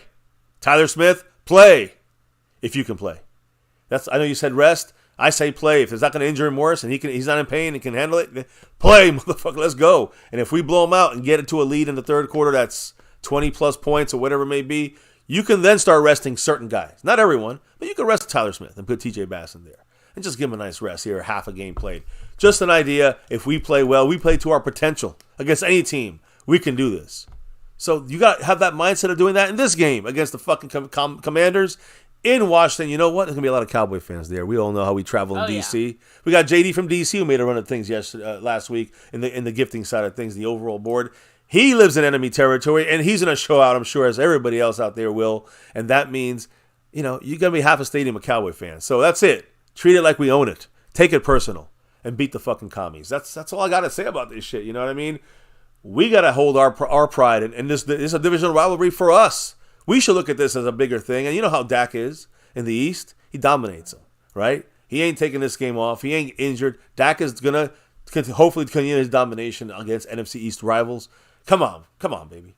We got to kill this fucking team. It's a playoff game against the Washington Commanders. Like I said, no excuses. No excuses. Literally none. None. It guarantees them. They're going to be knocked out of the playoffs after this game. Don't worry. Guys, we could be. But we have to continue in a better place. Our entire starting offense and defense can all get sick right now. We should still be wiping the floor with Well, we're going to take a look at that a lot more deeply here in the upcoming days. A closer look tomorrow at stats and other things. Of course, on Wednesday, we're going to really dive into the Cowboy defense against the Commander offense with who we think are going to play. We don't even know who they're going to be playing right now at quarterback. Will it be Jacoby Brissett? Is he with a hamstring? Is he healthy enough to do that? Or is it going to be Sam Howell out there? So, again, that's going to be the big question. We'll see what happens here throughout the week. But we're going to look at it Wednesday, Thursday. We're going to flip it around. And our Texas Coast offense versus this Washington depleted interior defense on the defensive line. That will be the other look we take a gather at here. And then break it all down with some much needed must-win matchups. Victory stuff. We're going to talk about how we got to get this win and how important it's going to be. Saturday, there'll be some big games, but not affecting the NFC or the Cowboys. And, of course, we'll do the game day preview on Saturday night. And then Sunday, game day. It's a playoff game to me. Week 18 against the Washington Commanders. Yes. Cannot wait, guys. Make sure you hit the like, subscribe, and notification bell. And follow us on all social media at MyCowboysFamily. But, baby, hit up that chat as we got to wrap this nice extended version here. Kicking off a new year in 2024. By the way, I'm cracking up at you guys here in the chat with your very lively and interesting discussions on the way the players play or whatever. Yeah, let's just say some interesting language was used. And by the way, Deborah Wilson is Eric, by the way, who had to log in through his wife's account because his phone stopped working. All good. But you guys are cracking me up here. So let me go ahead and touch on a few actual specific comments and things like that. Although obviously some of you guys are kind of deeper in some discussions. So Xavier Hidalgo said, most likely the Cowboys are going to play the Lions in the second round. Packers, Lions, and Niners to the Super Bowl, I mean, it's not guaranteed. I don't know about... It's not guaranteed we get, who you say, the Lions in the second round? Yeah. Again, you got to remember the Eagles, if they win against against the Bucks, if we're assuming this is the way, right? If the Eagles beat the Buccaneers, what's the rank there, right? The Eagles are the 5th seed. Yeah. So they're the lowest seed. They got to play the hardest team, which is the number 1 seed, the Niners. So that's how that's going to probably play out. You're right. Eagles are going to have to go to San Francisco, while the Lions will play, let's say, the Seattle Seahawks or the Rams. And then, Rams win or Lions win, they're still coming to Dallas in the second round if we win our game against whomever we play, the Packers. So then, so the second round, Detroit is the favorite. I think I mentioned that once before, but there is a chance too. You got to remember that if the Lions, I'm sorry, and I made a mistake there. The Lions or let's say the Rams, it doesn't matter who wins, we play them. No, that's not true. Because if the Rams win, now they're the lowest seed. Wait, they play San Francisco, and the Eagles come to Dallas. That'll be the NFC West versus the NFC West. And the other side, it's going to be the NFC East versus the NFC East. Cowboys, Eagles. So that's the way that could happen if the Rams upset them, upset the Lions, which you never know, guys. You just never know. It could happen. So, that's how it's laid out right now. You know what I mean? That's the way it's laying out. So, Justin D, there, Mr. MCF corrected himself there. Yeah, sorry about that. I thank you, man. Thank you. And look, let's let Sledhead have his moment of delusion, I guess, if he really thinks that the Packers will be able to do anything against them. No, and by the way, Justin D, no, I know the Packers. I'm saying with first round, if they win, the Niners would get the highest seed. You know what I'm saying? Whoever. So the Niners have the highest seed in the second round, and if the Cowboys win, it'd be the lowest seed would play at San Francisco, which would be the Rams or the Eagles. Whoever wins that game. Well, no, not whoever. Or I guess whoever is the higher seed. If the Rams lose, if the Rams beat Detroit, it's actually set in stone because the Rams would go to San Francisco and the Cowboys would play the winner of that 4-5 because the Rams are 6. Yeah. So you know what I'm saying? That's the way that would play out in the second round. I was talking divisional round. I think that's what we got mixed up there. All right, so there we go. Hopefully that clarifies things there. You're right, Haley 94 said my Cowboys family orgy. Yeah. Like I said, lots of people are getting their D's est. Interesting. In the chat. They're just the ways that people were describing players, right? Framer said, MCF Brothers is an example of how much hate other fans and players have for the Cowboys. I wish the players could see that. Imagine hating your own team for winning because the Cowboys benefit. Wow. Well, there's definitely some people out there like that. Yeah, so, a lot of people out there. Mr. Dunn, I agree, saying this should be a Cooper Rush game by the second half. That'd be nice. That'd be a bonus. That's the way you want to look forward in this game. Exactly. That's the hope as a fan and as a coach and as a team. You want to see the backups in there middle of third quarter. Let me see. No, just kind of rolling back there too. Angelina Cervantes saying the Troy era was a running team, not a passing team, and Michael broke the passing record. Right, Michael got the receiving record for our team, right? So that means Aikman was locked in with Michael Irvin. That was kind of the point I had made earlier too. The way Dak is locked in with CeeDee. Troy did that, and we had Emmitt Smith, so he didn't even have to pass as much as he did. So it was just domination when we passed. Yep. Anyway, kind of rolling back there. Although, if anything, you could say it the other way too. It's impressive that CeeDee Lamb was able to do that with basically no run game of which to speak of this year. That's true. At least not as significant of one that as we were hoping or expecting, right? So, let me see. Mike Aldana, shout out to you. Let me just start going through the shout outs here as we wrap things up tonight, guys. Again, especially appreciate everyone here who hung on all the way towards the end of this live stream. 2.5 hours, guys. Happy New Year. Now on the second day of the year for most of us. So appreciate back to business. I appreciate everybody here all the way to the West Coast, right? We're just missing Hawaii. Marco Seppi, and hopefully we'll see him here soon again so we can get into the discussion if he wants to about that referee situation, which again we have the video now, we can put it up there and show it.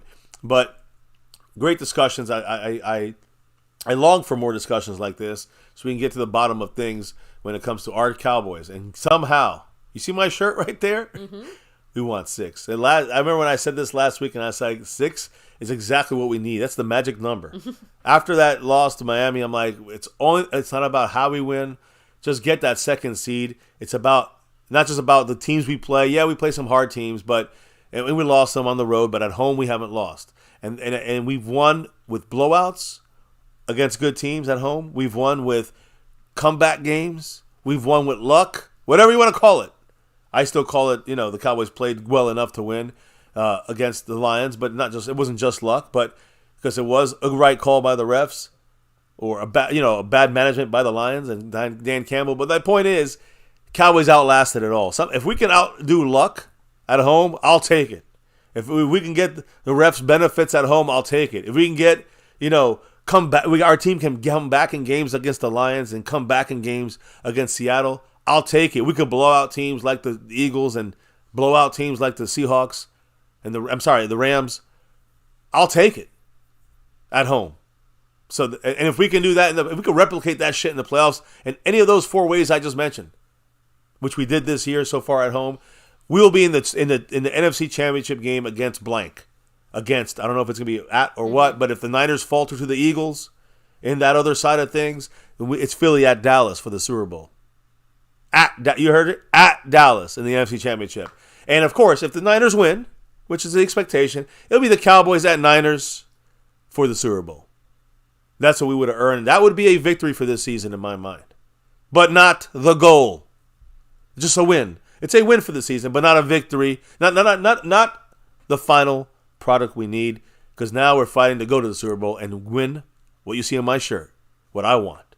That's 6 and beyond.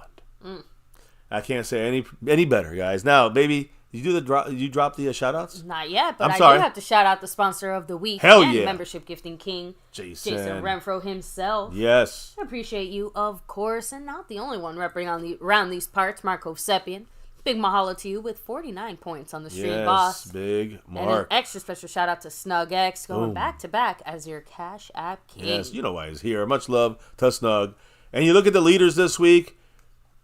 You look at that overall board there. Jason Renfro leading the whole crew here, trying to go back to back like our 90s Cowboys. He's got this week. He's got a lead for next week's board. We'll see what happens. Wire Light Soft Games in second place. Why is that interesting? Because he's our current leader in the Cash App. Jason Renfro is right there behind him, but Wire Light Soft Games is in first place on the Cash App board, second place on the overall board. So much love to both you guys. Marco Seppian, of course, 49 points there. And there's a tie in the gifting board, the gifting membership side of things. Jason Renfro, as we said, he's the king, but we had a back-to-back win there from Mr. Skeptical Fan last 2 weeks, and they're battling it out once again. It's the Titans of our gifting membership board. Jason Renfro with 1 gifted membership, Skeptical Fan 1 gifted membership, coming for that crown that currently is held down by Jason Renfro. Sponsor of the week, Jason Renfro. Yes, and yes, this game now we close the book on the Cowboys and Lions game. It's time to open a book after we we're going to take a first look at this Washington Commander game tomorrow right here, my Cowboys family. So I can't wait to do that and more. And baby, here, let's do them shout outs and finish it up strong. Justin D, Xavier Hidalgo, Frame Rippers, Choctaw Montana 808. We have, let me see, even you, Sledhead, Deborah Wilson, a.k.a. Eric Black, shout out to you. Eric in the house. We have, let's see, Asmodeus, much love. Exactly. Yeah, we got Jimmy Johnson by our side now. We're good. Skeptical Fan, always staying skeptical. You also have a great night. Ooh. Let me see. Yeah, I shot somebody else. Haley 94 Aware. All good. House Nelson in the house. We have, let's see, who else is here? Kind of rolling back here. Not sure. Make sure I don't miss anybody. Mr. Dunn, of course. Can't forget you. Angelina Cervantes representing as well. We have, let me see, Mind Your Own Business. I'm not sure who Mike this Aldana, Jesus Saves. That's Mind Your Own Business. Oh, okay. MYOB. All right, there you go. So there you go. Perfect timing there with the shout out there. And you're welcome, my love. Oh, I'm going to do it in a minute. Yeah, I'm just going to. So, thank you, baby. See. No, all good. I'm kind of keep rolling Teamwork here. makes the dream work. I think, is that everyone here so far? Oh, Tommy Aldana, I won't forget you. I got you. Michelle C. in the place to be, of course. That is as far back as I can go. I know Jason Renfro was in here earlier as well. I'm going to do the shout outs to everybody who dropped the love from above today. But I got to say here, shout out with a $5 holler. I call him MYOB. Yes, mind your own business. Mind your own business with the drop. Boom. It looks like my OB, like OBGYN. But What the heck? I don't know. It makes you think instead of bring your own beer, make your own beer. That's what I think. Yes, But appreciate okay, you. sure. So appreciate you. And you got that 5 on it. He said, "Go Cowboys." Ooh, always go Cowboys. Hell yeah. Appreciate you, man. Appreciate it, and can't do this without your guys' love and support. So I just definitely want to make sure I shout everybody out there. So again, thank you. Yes. And I think go you guys Cowboys. maybe hear our dog going a little crazy in the dog background. is having a feast here on the wife's arm right now. Oh, with that said, though, guys, seriously, huge shout out. Appreciate you all. We'll see you again tomorrow night. Yes. With hopefully our first look at Washington. We'll probably be hearing from Jarrett. So Jerry remember, usually this does is his speak. first press conference officially since the Jimmy Johnson induction. Right. I expect he'll probably touch a little bit on some of the ref situation, even if it's a no comment type of Yeah. comment. Yeah. And Jimmy as well, along with some of the injuries and maybe some other future stuff. Of course, playoff Washington stuff. Yeah, we'll definitely hear from Jerry Jones, I'm assuming, tomorrow. And, honestly, I'm kind of looking forward to this one just because of the reffing controversy and stuff, I remember someone said way back at the beginning of our stream, I wonder what the owners' meetings are going to be about when they meet shortly after the season's over and things like that, Yeah, you have to imagine it's they'll going to be be a lot discussing of some of the officiating. a lot of hubbub on the officials, for sure. You like that? How I work that in anyway. there? So, no, listen, I again, think the perfect way to end tonight's stream is to remind everybody why we do what we do here at MCF. no, let them, so baby, you let them know. It's that navy blue, that silver too, and that star over everything. Win, lose, or draw, good, bad, or ugly, here on this channel, we always rep, as you see, that star over everything. And yes, Bruce got the toxic juice. Definitely some MCF After Dark material. What do you mean? Oh, the dog? Some of the jokes as well. Oh, yeah, of course. You guys that are there know the deal. We may go, we may go on After Dark sometimes, maybe Just 'cause of 2 the times in a jokes row. made in the Yeah, chat. yeah. You got to update me on that. We'll be all over the place here. You never know, we will pop up. And yeah, make sure if you guys find a place, sub up to My Cowboys Family, MCF After Dark. And, it's definitely a little, much more edgier, a lot less football, Cowboys. So be prepared, guys. You don't want to hear that stuff. That's definitely a place you don't want to go to. But it gets crazy. Either way, we try to stay truly fair and balanced over there. And it's a whole different world. Here it's about the Cowboys. That's the world that matters to us here. That's the number one thing right here on YouTube is this channel. And yes, we're up that star over everything, baby. 6.5, officially now, over 6.5 years. That's right. Old here as we are. We want 6 and beyond. Is this that's why I said we're on the year 6 of My Cowboys Family. Maybe this is it. But we got 6 right now. Will the Cowboys follow? We'll see. 6 years of MCF on YouTube, baby. Never forget. Here, My Cowboys Family, the number one thing here now and forever, as always. Go Cowboys! And let's get that 6 and beyond. Woo! And a big part of that 6 and beyond comes this weekend. Mm-hmm. Yes. And again, in our second of 6, we got to win. I said that when we won the game yesterday. I said, hey, we got 5 to go. So we want that 6, guys. And by the way, I also want to shout out everybody in the chat, as we already have. Thank you all for dropping your knowledge all night long. We do this with your input, and that's huge. We make mistakes. We want to get corrected. We love hearing from your guys' thoughts and opinions. We like to correct you guys if needed, if that's what has to happen. And, of course, also appreciate your guys' support for the channel through the drops of love from above, the donations, whatever way you guys do it. I'm going to shout everybody out right now for today's drops from above. Jason Renfro in the Cash App side. In the Cash App. In the Cash App side, but in the membership side, in the star level. A. Lavelle in the silver level. Gerald Swain in the navy blue crew. Of course, MCW always. You're in there every month, too. We got Calvin Richard who dropped the love. Skeptical fan. Always staying skeptical. 24/7 Cowboy in the house. Mark Hosepian, of course. We'll get into more discussions on the rep thing in the future and more, of course, on our Cowboys. Haley94 Ware representing in the house tonight. We also got Gotham Guy and MYOB.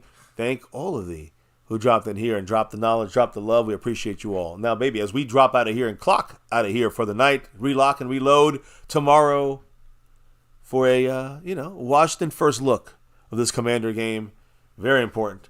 This is a playoff game to me to get that second seed in the NFC East. But, baby, before we can officially drop out of here for the night, what do we got to do? We got to drop The beat. Hell yeah. Let's get that 6 and beyond. Thank you all for dropping in with us here for another My Cowboys Family live stream on the nightly. Have a great night. Mary. Appreciate you, everybody. Thank you all for dropping in here as we wrap up another Cowboys chat. Hell yeah. That's star over everything. Got Lamb doing his thing. Got our defense doing their thing. We got that Jimmy Johnson curse lifted. I don't know. We'll see. But Dak's ready. Dan Campbell wasn't too ready there with his team making a lot of mistakes on that checking in illegal touching play there. Eligible receiver. Oh yeah. Well, it is after dark now. Now officially can start. Guys, we appreciate you here on My Cowboys Family. Always here at MCF repping that navy blue silver too. That star over everything. Never ever forget the number one thing right here on this channel right here on My Cowboys Family. Much love to all of you guys. That's number one.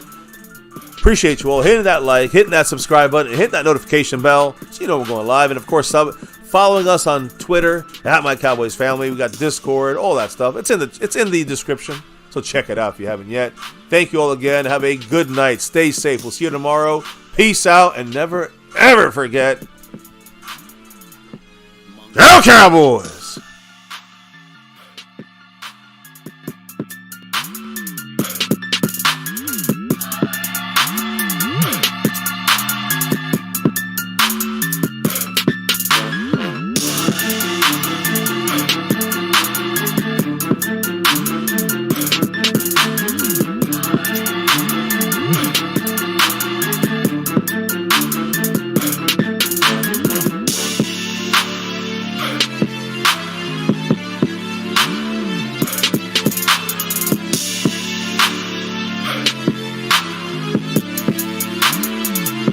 Monk on the beat.